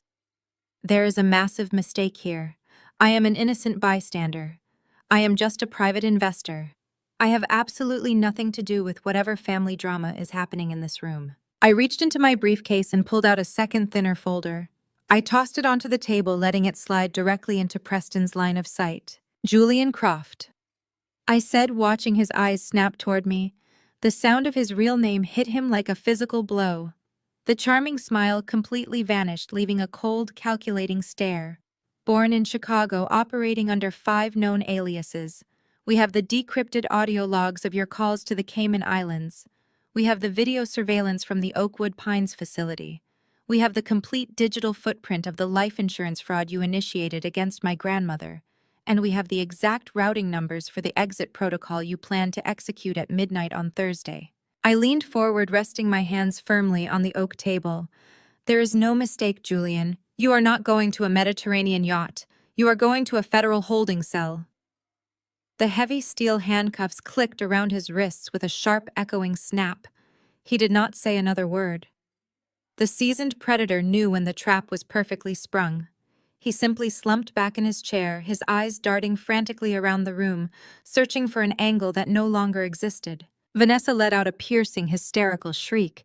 She shoved her chair back, scrambling away from Preston as if he were suddenly highly radioactive. "Oh my God," she screamed, pressing her hands against her meticulously contoured face. "Oh my God, who are you? What have you done?" She turned her wide, panicked eyes toward me.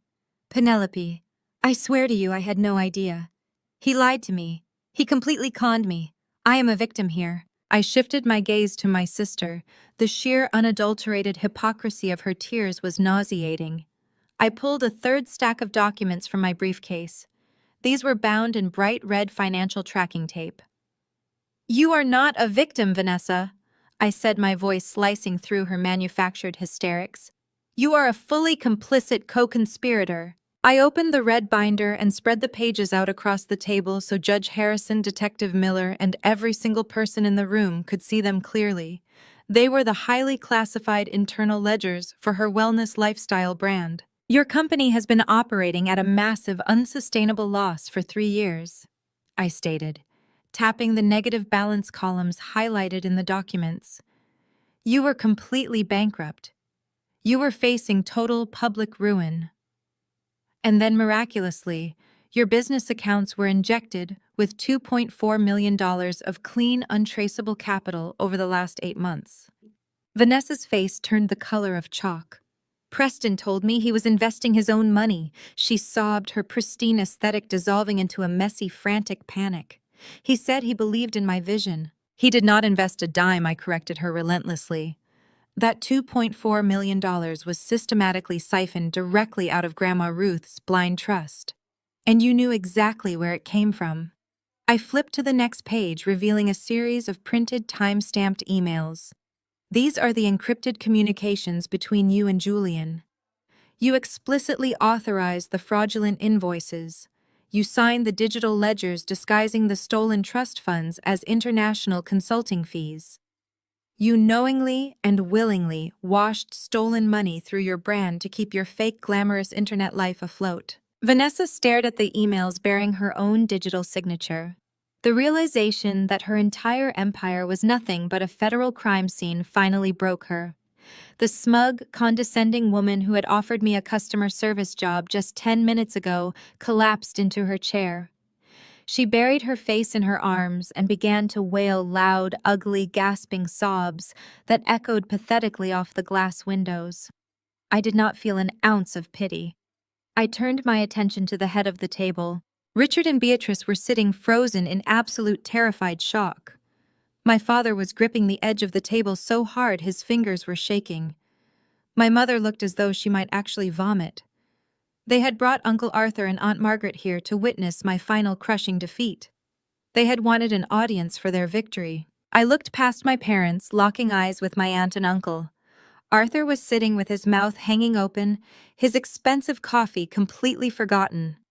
Margaret looked sick, her sneer of disgust replaced by profound horror. "You wanted a show?" I said, addressing Arthur and Margaret directly. "You wanted to watch the family failure get put in her place. Then you need to see exactly what you are supporting." I reached into my blazer pocket and retrieved a small high-definition digital tablet. I powered it on and set it upright on the table, turning the screen toward the audience at the back of the room. I hit play. The screen illuminated with the crystal-clear, hidden camera footage from Grandma Ruth's bedroom at the Oakwood Pines facility. The audio was flawless. The entire room was forced to watch and listen as my mother Beatrice stood over my grandmother's bed. They heard my mother's vicious, cruel voice echoing in the mediation suite, explicitly threatening to withhold Ruth's heart medication unless she signed the power of attorney documents. They watched my father step into the frame, aggressively looming over a helpless elderly woman, telling her she would die alone in an institution if she did not surrender her remaining assets to his control. The undeniable, horrifying truth of their elder abuse was laid completely bare. There was no spinning this. There was no public relations firm that could erase the sound of my mother threatening to kill her own mother for a payout. Aunt Margaret let out a choked gasp, covering her mouth with both hands. Uncle Arthur stared at the screen, his face turning a deep, angry crimson. He looked at my father with an expression of pure, unadulterated revulsion. Richard Arthur whispered, his voice trembling with disgust. "You sick, twisted coward." My father could not even look his brother in the eye. He stared at the polished oak table, his breath coming in shallow, panicked rasps. The illusion of the wealthy, respectable patriarch was dead. He was nothing but a desperate, pathetic criminal cornered in a room full of federal agents. Detective Miller stepped forward, pulling 2 more pairs of heavy steel handcuffs from his tactical belt. The metallic, clinking sound cut through Vanessa's hysterical sobbing. "Richard Adams. Beatrice Adams. Vanessa Adams." Miller announced, his voice booming with official authority. "You are all under arrest for conspiracy to commit wire fraud, money laundering, and severe elder abuse. You have the right to remain silent." The moment the handcuffs appeared, the illusion of their perfect, unbreakable family loyalty instantly evaporated. The polished facade of unity completely shattered, replaced by the raw, vicious instinct of desperate rats trapped on a sinking ship. "It was his idea!" Beatrice shrieked, jumping out of her chair and pointing a shaking, manicured finger directly at my father. She backed away from him, her eyes wide with terror. "Richard planned the whole thing. He forged the conservatorship documents. He told me to threaten her. I was just following his instructions. I am a victim of his financial control." Richard's head snapped toward his wife, his face contorting with absolute rage. "You lying, greedy snake," he bellowed, spit flying from his lips. "You were the one complaining about the country club dues. You were the one who hired the corrupt doctor to sign the evaluation. Do not you dare put this all on me." "It was both of them," Vanessa screamed, looking up from her tear-soaked arms. She pointed frantically at our parents. "They forced me to use my company. They said they would cut me off if I did not help them wash the money. Preston and my parents orchestrated the entire thing. I was coerced." "Oh, shut up, Vanessa!" Preston sneered, his charming mask completely gone, replaced by a cold, vicious snarl. He glared at my sister, his hands cuffed tightly behind his back. "You were begging for that capital. You knew exactly where the money was coming from, and you happily signed the ledgers to keep your pathetic, failing brand alive. You are just as guilty as the rest of them." They were tearing each other apart. The people who had spent their entire lives projecting an image of flawless, wealthy superiority were now screaming, crying, and throwing each other to the federal wolves to save their own skins. They were ready to destroy each other completely. The heavy, oppressive silence of the mediation room shattered into a million jagged pieces of panicked desperation. The pristine, sophisticated veneer of the Crawford and Sterling law firm instantly dissolved, transforming the luxury suite into a chaotic, feral snake pit. Retired Judge Harrison did not wait a single second to hear their excuses. He forcefully shoved his chair back from the table, grabbed his leather briefcase, and practically sprinted toward the door. He was a man who valued his spotless legal reputation above all else, and he wanted absolutely no proximity to a federal money laundering syndicate. Attorney Crawford was equally terrified. The high-powered corporate lawyer threw his hands into the air, backing away from my father as if Richard were suddenly covered in a highly contagious disease. "I am formally withdrawing as your legal counsel effective immediately," Crawford shouted over the rising din, his voice trembling with sheer panic. "I was retained for a standard family court dispute. My firm does not handle federal criminal defense, and we certainly do not represent clients engaged in international wire fraud against the United States Treasury." Richard watched his expensive, aggressive legal shield evaporate in a matter of seconds. The reality of his situation crashed down on him with the force of a concrete vault. He looked at Detective Miller, whose cold, uncompromising stare promised absolute ruin. He looked at the two heavily armed FBI agents securing the doors. He looked at the federal dossier sitting on the table containing every single piece of evidence needed to lock him in a federal penitentiary for the rest of his natural life. The arrogant, wealthy patriarch who had swaggered into the room just 20 minutes ago completely vanished. In his place stood a terrified, cornered animal willing to chew off his own limbs to escape the trap. My father turned his panicked eyes toward Vanessa, his favorite daughter, the golden child he had spent 3 decades elevating and protecting at my expense. Survival instinct completely overrode his paternal loyalty. He scrambled out of his expensive leather chair, his knees visibly shaking, and pointed a trembling, sweat-slicked finger directly at my sister. I had absolutely no idea where that money was going, Richard bellowed, his voice cracking into a pathetic, high-pitched squeal. He took another step backward, putting physical distance between himself and Vanessa. My daughter orchestrated the transfers through her company. She set up the international vendor accounts. She authorized the invoices. I am completely innocent. I am a victim of her financial manipulation. Arrest her. She is the mastermind here. Vanessa stopped crying instantly. The heavy, dramatic sobs that had racked her fragile frame cut off with a sharp gasp. She stared at our father, her red-rimmed eyes wide with sheer, unadulterated disbelief. She had spent her entire life wrapped in the warm, protective embrace of his blatant favoritism. She was the successful one, the beautiful one, the daughter who could do absolutely no wrong. The realization that her father viewed her as nothing more than a convenient meat shield completely broke her mind. The pristine, untouchable wellness guru mask melted away, revealing the vicious, cornered predator beneath. Vanessa lunged forward, her manicured hands slamming flat against the polished oak table with a violent thud. "You are lying!" Vanessa screamed, her voice tearing through her throat with a feral, terrifying intensity. "You absolute coward! You helped me forge Grandma's signatures on the life insurance policies. You sat right next to me at the kitchen island and practiced tracing her handwriting on those beneficiary transfer forms until we got it perfectly right. You told me exactly which offshore accounts to use to avoid the domestic tax flags. Do not you dare try to pin this entire operation on me." Vanessa was practically hyperventilating, entirely blinded by her rage. She did not even realize she was vocalizing a highly detailed recorded confession in a room secured by federal agents. She pointed her finger back at Richard and Beatrice, her face twisted into a mask of pure venom. Mom was the one who drugged her tea. Mom crushed the sedatives in the mortar and pestle every single night so Grandma would be too confused to read the bank statements we put in front of her. Beatrice let out a sound that was half shriek, half animalistic wail. She could not handle Richard throwing her beloved perfect daughter to the federal wolves. She abandoned any remaining shred of country club dignity and physically lunged at my father.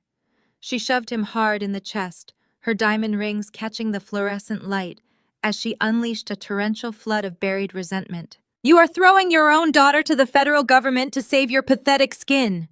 Beatrice roared, her face inches from Richard's terrified expression.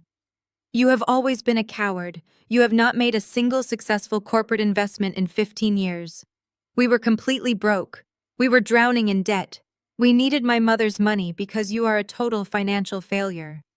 Vanessa was just executing the rescue plan we built together to save your miserable reputation." Beatrice turned her furious, tear-streaked face toward the FBI agents, pointing dramatically at my father. "He is a fraud. He lost his wealth decades ago. We maintained this entire lifestyle on credit cards and lies. He planned the conservatorship because the bank was threatening to foreclose on the house. He forced us into this." I sat silently in my simple black blazer, watching the absolute destruction of my family unit. The visceral, ugly truth was spilling out across the conference table, staining everything it touched. For 9 years, they had treated me like a pariah. They had mocked my clothes, my apartment, and my supposed lack of ambition. They had relentlessly called me a disappointment and a failure. But watching them tear each other limb from limb, the deeply rooted fundamental reality of my scapegoat status was finally laid bare. They did not hate me because I was a failure. They hated me because I was the only person in the family who was entirely self-sufficient. I had built a real authentic life based on hard work and discipline. They had built a fragile, precarious house of cards balanced entirely on lies, debt, and toxic codependency. My independence was a mirror that reflected their own massive, terrifying inadequacies. They needed me to be the failure so they could distract themselves from the undeniable fact that their own lives were completely hollow. Uncle Arthur stood up near the back window, his chair scraping violently against the marble floor. He had been explicitly invited to this mediation to watch his niece suffer a humiliating defeat. He had been promised a front-row seat to my destruction. Instead, he was watching his brother confess to drugging their elderly mother for a payout. Arthur looked at Richard as if my father had mutated into a grotesque monster right in front of him. "You drugged our mother," Arthur whispered, his voice trembling with a quiet, terrifying rage that cut through the shouting. "You drugged her, you locked her in a facility, and you stole her life savings to pay off your own pathetic debts. You brought me here today to watch you humiliate Penelope, and you are the ones who deserve to rot in a cage. You are dead to me, Richard. Do not ever speak my name again." Aunt Margaret shrank back against the wall, clutching her designer purse tightly to her chest. Her face was a portrait of absolute, unadulterated revulsion. The woman who had sneered at my entrance just 30 minutes ago was now looking at her own relatives like they were covered in toxic waste. She sidestepped around the conference table, desperately trying to put as much physical distance between herself and Beatrice as possible. "That is enough." Detective Miller commanded, his voice booming with the practiced authority of a man who had seen 1,000 criminals break down. He raised his hand, signaling the 2 armed agents flanking the doors.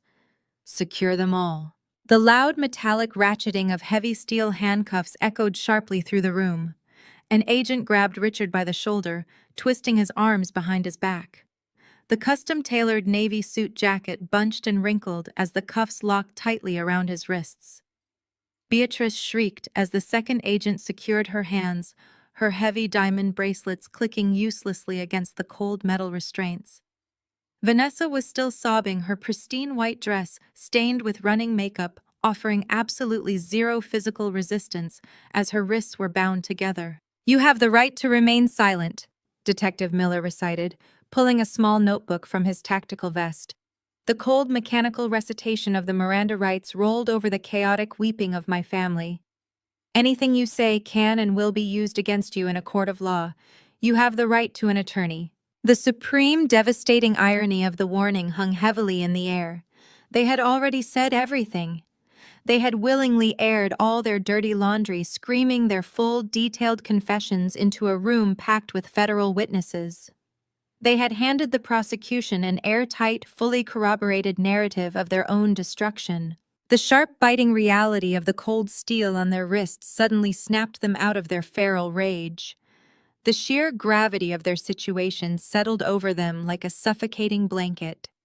The shouting ceased, replaced by the heavy, frantic breathing of 3 people who had just realized their lives were completely over.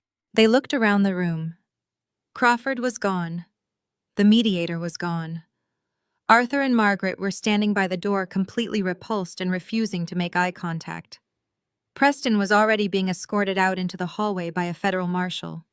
My parents and my sister were entirely hopelessly alone. Then, driven by pure, desperate survival instinct, they slowly turned their eyes toward the end of the table. They looked at me. The arrogant smirks were gone. The condescending pity was gone. The venomous superiority was entirely erased. In its place was a naked, pleading terror. They realized they were completely out of options, out of money, and out of allies. They were looking at the lead forensic auditor for the Financial Crimes Enforcement Network, the single person in the room who held the absolute power to dictate the terms of their survival. They turned to the daughter they had thrown away, completely desperate for a lifeline. The silence in the room became absolute, broken only by the ragged, desperate breathing of the 3 people who had just realized their entire existence was a fabricated house of cards that had finally collapsed. Richard and Beatrice stared at me. The venom and haughty superiority that had defined their features for my entire life had been completely scrubbed away. In its place was a pathetic, groveling terror. Richard was the first to break. The man who had spent 3 decades projecting an aura of untouchable aristocratic dominance suddenly lost all control of his motor functions. His legs gave out from underneath him. He collapsed right there onto the imported Italian marble floor of the luxury mediation suite. The sharp impact of his knees hitting the stone echoed through the room. Beatrice immediately followed. She dropped to the floor beside her husband, her heavy diamond bracelets clinking against the cold tile. Her perfectly styled hair was a disheveled mess, and her expensive mascara ran in dark, ugly rivers down her cheeks. They were kneeling at my feet. The visual was staggering. The powerful patriarch and the country club matriarch were physically bowing to the daughter they had relentlessly abused, mocked, and discarded. They did not care about dignity anymore. They only cared about survival. They saw the federal badge. They saw the armed agents. They saw the heavily classified dossier sitting on the oak table. And they saw a way out. They looked at me not as a daughter, but as a transactional asset they could finally leverage. "Penelope, please," Richard begged. His voice was a high, reedy whine that stripped him of whatever remaining masculinity he possessed. He awkwardly tried to shuffle forward on his knees, restrained by the heavy steel handcuffs biting into his wrists. "We are still your parents. You have to listen to me. This is a misunderstanding. We were just trying to survive." Beatrice let out a loud, theatrical sob, trying to summon the maternal warmth she had never actually possessed. "Penelope, sweetheart, look at us. We are your family. We raised you. You cannot let them do this to us. You cannot let them take us away." I looked down at them, feeling absolutely nothing. There was no anger left in my heart. There was no sadness. There was only a profound clinical emptiness. They were strangers to me. They had always been strangers. Richard twisted his cuffed hands, looking up at me with wide, frantic eyes. He was trying to negotiate. He was falling back on the only language he understood. "Penelope, you have money now. You have real money. We had no idea. You are a federal agent. You know people in the government. You can fix this. You can make a few phone calls and make all of this go away. We will give the money back to your grandmother. We will sign whatever documents you want. Just tell these agents it was a family dispute. Tell them it was a clerical error." Beatrice nodded frantically, her acrylic nails scraping against the marble floor as she tried to crawl closer. "Yes, please, Penelope. We only did it because we wanted a good life for the family. We wanted to protect the estate. We were trying to maintain our standard of living so you girls would have a legacy. We did it for you." The absolute audacity of her statement hung in the air. They were trying to frame their vicious, calculated elder abuse and international wire fraud as an act of familial devotion. They were trying to convince me that drugging my grandmother and stealing her life savings was somehow an act of love. I stepped back, putting physical distance between my sensible black shoes and their trembling, kneeling forms. I did not want them anywhere near me. I looked down at the two people who had given me life, and I delivered the final fatal blow to their delusional reality. "You mocked me for 9 years because you couldn't calculate my worth outside of a corporate title and a designer handbag," I said. My voice was icy measured and completely devoid of emotion.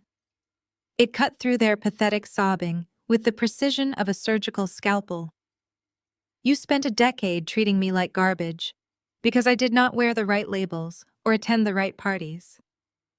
You thought I was a failure because my life did not look like the fake plastic aesthetic you valued above actual human connection." Richard opened his mouth to argue, but I raised my hand, silencing him instantly. "You tried to sacrifice Grandma's life for a fake lifestyle brand." I continued, my gaze shifting from Richard to Beatrice and then finally to Vanessa, who was sitting frozen in her chair. "You pumped an 84-year-old woman full of unauthorized sedatives. You locked her in a facility against her will. You isolated her from anyone who actually loved her, all so you could steal her money to fund your pathetic, hollow existence. You wanted to buy country club memberships and luxury cars with the blood and sanity of the woman who raised you." Beatrice let out a sharp wail, burying her face against Richard's shoulder. I stared down at them, feeling the final heavy chains of my childhood completely fall away. I was completely free. "You aren't my family," I stated, my voice echoing with absolute immutable finality.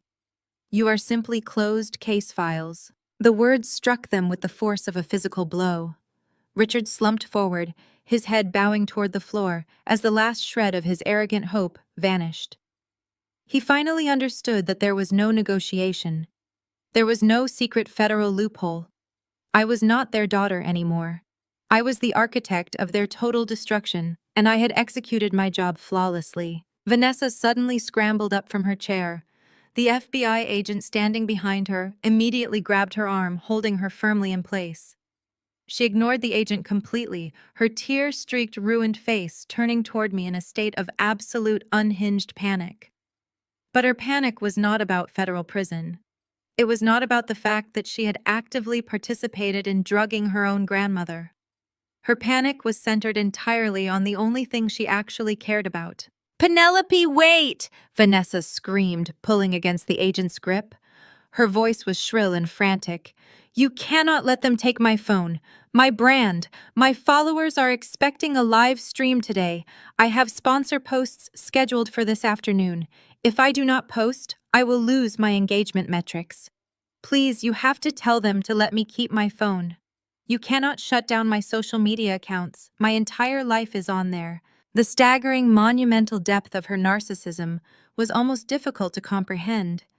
She was wearing federal handcuffs, facing decades in a federal penitentiary for money laundering and elder abuse, and she was begging for her Instagram account. She was a hollow, empty shell of a human being, completely consumed by an algorithmic illusion. She truly believed that her digital followers were more important than the reality of her criminal indictment. I did not even bother to answer her. I simply looked at Detective Miller. "Process them," I said. Detective Miller nodded sharply. He signaled the agents. "Let us move. Get them to the transport vehicles." The agents hauled Richard and Beatrice to their feet. They dragged Vanessa away from the table. The room instantly filled with their chaotic, desperate screams. Beatrice wailed my name over and over again.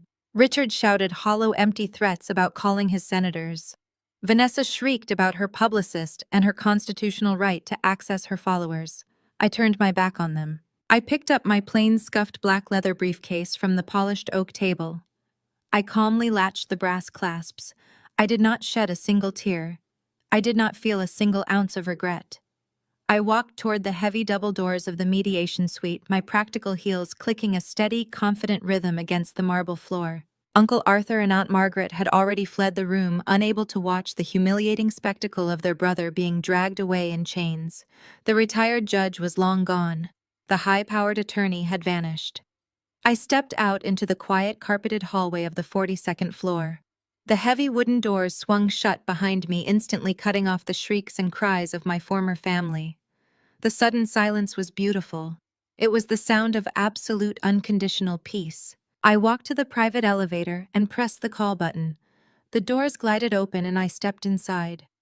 As the elevator began its rapid descent toward the lobby, I felt the physical weight of the last 9 years completely lift off my shoulders. The years of hiding in the shadows, the years of swallowing their insults, the years of watching them exploit and abuse the only person in the family who had ever truly loved me. It was all over. The mission was complete. I walked across the vast imported marble floor of the Crawford and Sterling lobby. The receptionist, who had glared at my lack of a designer handbag earlier that morning, did not even look up. The uniformed security guards paid no attention to me. I was just another anonymous woman walking out of a corporate building. They had absolutely no idea that I had just orchestrated the complete dismantling of a massive criminal syndicate 30 floors above their heads. I pushed through the revolving brass doors and stepped out onto the busy Chicago street. The afternoon sun was bright and warm, cutting through the crisp, cool air. The sounds of the city washed over me. The honking taxis, the chatter of pedestrians, the distant rumble of the elevated train. It felt incredibly grounding. It felt like reality. I stood on the sidewalk, breathing in the fresh air. It tasted sweeter than it had in a decade.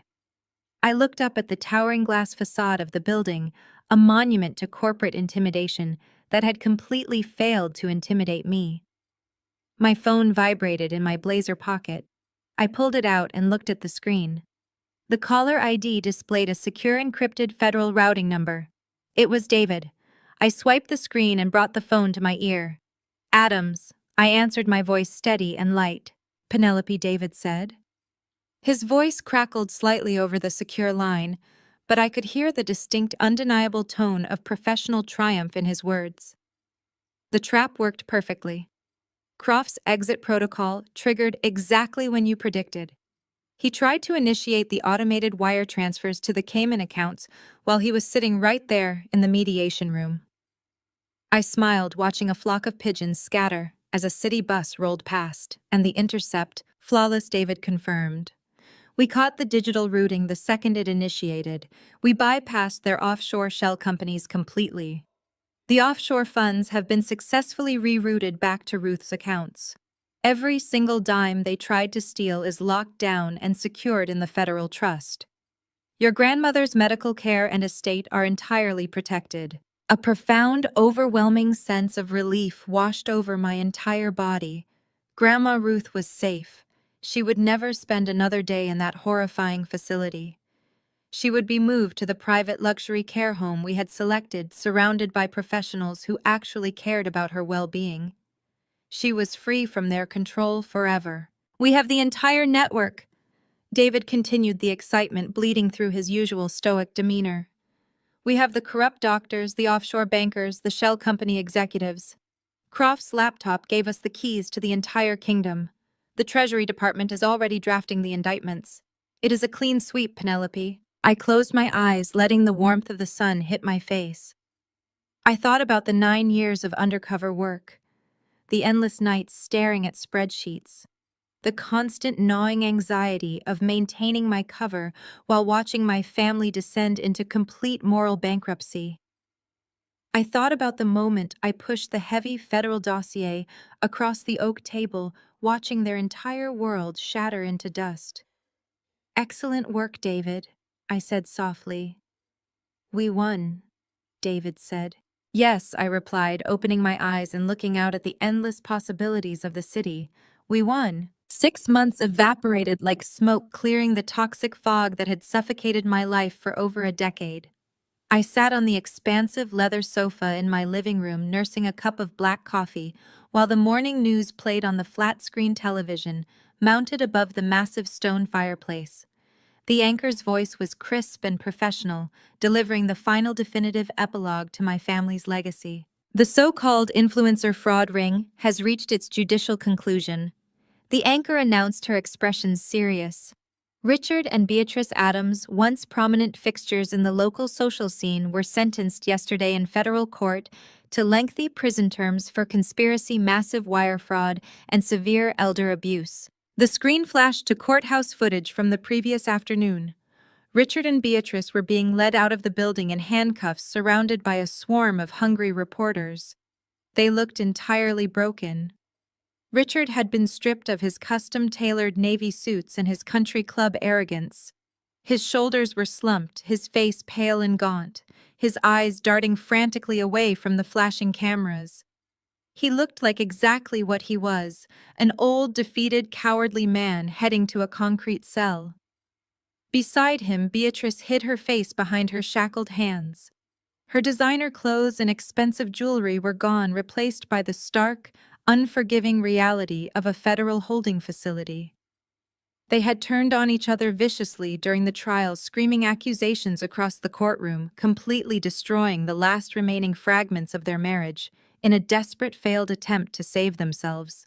The news segment shifted to Julian Croft. The anchor detailed his sentence, a maximum security lockup with absolutely no possibility of early parole. He had tried to leverage his knowledge of other offshore syndicates for a plea deal, but the Financial Crimes Enforcement Network already had everything we needed. We had closed every loophole. And then came Vanessa. The screen displayed a side-by-side comparison. On the left was an old glowing photo of Vanessa in her pristine white dress, radiating her fake wellness guru superiority. On the right was a blurry, candid photo taken by a local shopper just 2 days ago. Vanessa had entirely avoided a prison sentence by eagerly turning state's evidence testifying against our parents with a ruthless, self-serving desperation that even the prosecutors found chilling. But avoiding a cell, did not mean she escaped punishment. The court had ordered massive financial restitution. Her bank accounts were seized. Her luxury apartment was foreclosed upon. And worst of all for Vanessa, her digital empire was permanently deleted. Her brand was seized as an asset of federal fraud. Now she worked a minimum-wage retail job at a fading suburban strip mall to pay off her exorbitant legal fees. The candid photo showed her wearing a cheap synthetic uniform polo, scanning items behind a cash register. Her followers were gone. Her manufactured prestige was completely dead. She was trapped in the mundane, grueling reality she had spent her entire life mocking, forced to serve the very people she used to look down upon. I hit the power button on the remote, plunging the television into silence. I took a deep breath, letting the absolute peace of my actual life wash over me. I was not sitting in the small, unassuming loft I had used as my civilian cover for 9 years. I was sitting in my real home. It was a sprawling, deeply secure and stunning modern estate, hidden away in the dense, quiet woods just outside the city limits. Floor-to-ceiling windows framed a breathtaking view of ancient pine trees and a serene, private lake. The architecture was a masterpiece of natural stone and warm wood, designed to be an absolute sanctuary away from the chaos of the world. A gentle shuffling sound drew my attention toward the hallway. Grandma Ruth walked into the living room, relying lightly on a polished wooden cane. The transformation in her over the last 6 months was nothing short of miraculous. The hollow, terrified, over-medicated woman trapped in that sterile Oakwood Pines bed was entirely gone. She was wearing a comfortable, elegant cashmere sweater, her silver hair perfectly styled. Her eyes were bright sharp and filled with a profound, undeniable joy. Her stolen assets had been fully restored, every single dime meticulously tracked down by David and the federal recovery teams and secured in a heavily protected trust. But Ruth did not care about the wealth. She cared that she was safe. She had moved into a beautiful, sunlit ground-floor suite in my estate. We had designed the space together, filling it with her favorite classic literature, vibrant, blooming orchids, and the antique writing desk she had cherished since I was a little girl. "Happy Thanksgiving, Penelope," Ruth said, her voice clear and strong. She walked over to the sofa and placed a warm hand on my shoulder. "The house smells absolutely incredible." "Happy Thanksgiving, Grandma," I replied, standing up to kiss her cheek. It was Thanksgiving morning. It was the very first holiday in 35 years that I did not wake up with a heavy, suffocating knot of dread twisting in my stomach. There would be no toxic relatives walking through my front door today. There would be no belittling comments about my wardrobe. There would be no forced obedience to a patriarch who viewed me as a prop, and there would be no agonizing tension hanging over the dining table. The air in the house was light, carrying the rich, comforting aromas of roasting turkey, fresh rosemary, and warm cinnamon. I guided Ruth towards the massive open-concept kitchen. We spent the next 2 hours working side by side preparing the meal. There was no rushing, no yelling, and no criticism. We simply enjoyed the quiet rhythm of chopping vegetables, stirring sauces, and sharing stories that had nothing to do with corporate success or country club gossip. We talked about art, about history, and about the future. Just before noon, the heavy security gates at the end of the long driveway hummed open. I watched through the kitchen window as a sleek black sedan pulled up to the front entrance. The doorbell rang a moment later, a cheerful chiming sound. I opened the door to find David standing on the porch, holding 2 bottles of incredibly expensive red wine. He had stepped out of his encrypted windowless cyber bunker and into the crisp autumn sunlight. He was wearing a dark, comfortable sweater instead of his usual tactical gear, and a rare, genuine smile broke across his usually stoic face. "I brought the good stuff," David said, handing me the bottles. He stepped inside, taking in the high-beamed ceilings and the roaring fire. "This place is incredible, Penelope. You really know how to build a fortress." "Not a fortress today," I smiled, hanging his coat in the closet. "Just a home." 10 minutes later, Detective Miller arrived carrying a massive freshly baked pecan pie from a famous local bakery. The hardened federal detective, the man who had kicked open the doors of the mediation suite and slapped the handcuffs on my father, gave Grandma Ruth a remarkably gentle hug. The professional bond we had forged during the intense high-stakes investigation had seamlessly transitioned into a deep, unwavering personal friendship. They were soon followed by 3 of my most loyal friends from the agency. These were the people who had known me during the long, exhausting undercover years. They were the ones who had treated me with absolute respect, dignity, and kindness when they believed I lived in a tiny apartment and had nothing to my name. They had loved me for my character, my discipline, and my loyalty long before they ever saw my true wealth. We gathered around the massive dining table. It was not a rigid, polished mahogany conference table designed to intimidate and isolate. It was a long, rustic farmhouse table built specifically for warmth and connection. The spread was magnificent. The golden brown turkey sat in the center, surrounded by steaming bowls of mashed potatoes, roasted autumn vegetables, and fresh cranberry sauce. Real crystal glasses clinked together, catching the warm, flickering light from the fireplace. I sat at the head of the table, looking down at the faces of the people gathered in my home. The contrast to the agonizing dinners of my past was staggering. No one was comparing their paychecks. No one was sneering at my career. No one was keeping a vicious, silent tally of who wore what designer label. We talked about real, meaningful things. David shared hilarious stories about the new recruits at the agency trying to navigate his complex firewall protocols. Miller talked enthusiastically about the cabin he was building for his upcoming retirement. My friends shared stories of their travels and their passions. And Ruth sat beside me laughing freely, a bright, clear sound that completely filled the room and warmed my heart. This was my true chosen family. We were not bound by the toxic obligations of blood or by the twisted, desperate leverage of financial control. We were bound by mutual respect, unwavering loyalty, and the shared, unspoken understanding of what it actually meant to fight for the people you care about. They had stood between me and the darkest elements of the world, and I had done the same for them. As the meal began to wind down and the dessert plates were cleared away, I stood up from my chair. I picked up my wine glass. The room instantly grew quiet, a comfortable, respectful, expectant silence falling over the table. Every face turned toward me, their expressions open and supportive. I looked down at Grandma Ruth. "I raise my glass to you, Grandma," I said, my voice steady and thick with emotion. "To your immense strength, to your beautiful resilience, and to the fact that you are sitting right here, exactly where you belong, safe and entirely loved." Ruth smiled, her eyes shining with unshed tears, and she raised her glass to meet mine. I looked around the table at David, at Miller, at my friends. "And to all of you," I continued, "thank you for showing me what family is actually supposed to look like. Thank you for standing by me in the dark and for celebrating with me in the light." Everyone raised their glasses, the soft clinking of crystal echoing warmly through the dining room. As I sat back down, I felt a profound, absolute sense of completion settle deep into my bones. I thought about Richard, Beatrice, and Vanessa. I thought about the desperate, groveling pleas they had made in that mediation room, begging for my validation, begging for my money, begging for me to save them from the consequences of their own horrific actions.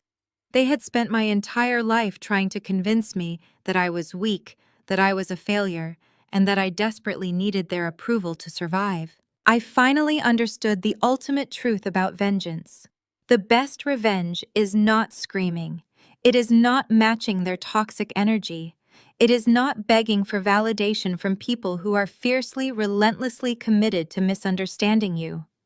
It is not proving your worth to a family that actively profits from your pain and humiliation. The truest, most absolute victory is letting them underestimate you. It is letting them believe their own arrogant, pathetic delusions, while you quietly, methodically, and ruthlessly build your own strength. It is stepping out of their shadow and building the power, the peace, and the beautiful, untouchable life they could never, ever take away. The story of Penelope and her family serves as a powerful reminder that blood does not automatically dictate loyalty, love, or morality. For years, Penelope was the designated scapegoat, constantly belittled by relatives who masked their own profound inadequacies with designer labels, arrogance, and manufactured prestige. Her journey teaches us that your true worth is never determined by people who are deeply committed to misunderstanding you. When faced with a toxic family dynamic, the instinct is often to fight back loudly to seek validation or to desperately try to prove your value to those who are determined to keep you small. Penelope's ultimate triumph demonstrates a different, much more potent kind of power, the power of strategic independence. She did not win by screaming or matching their feral cruelty. She won by stepping entirely out of their shadow, building an unshakable foundation of self-reliance and intervening to protect someone truly vulnerable, her grandmother. The most profound takeaway is that you have the absolute right to define your own family. You are never obligated to set yourself on fire just to keep toxic relatives warm. True family members are the people who respect your boundaries, celebrate your genuine successes, and stand by you in your darkest moments without conditions or hidden agendas. Healing begins the moment you stop seeking approval from those who actively cause you pain and start investing that energy into your own peace. If you have ever had to walk away from a toxic environment to build a life of your own, you know exactly how much courage that takes. Share your own stories of resilience, setting boundaries, and finding your chosen family in the comments below. Don't forget to like and subscribe for more stories about reclaiming your power, overcoming betrayal, and finding your true peace.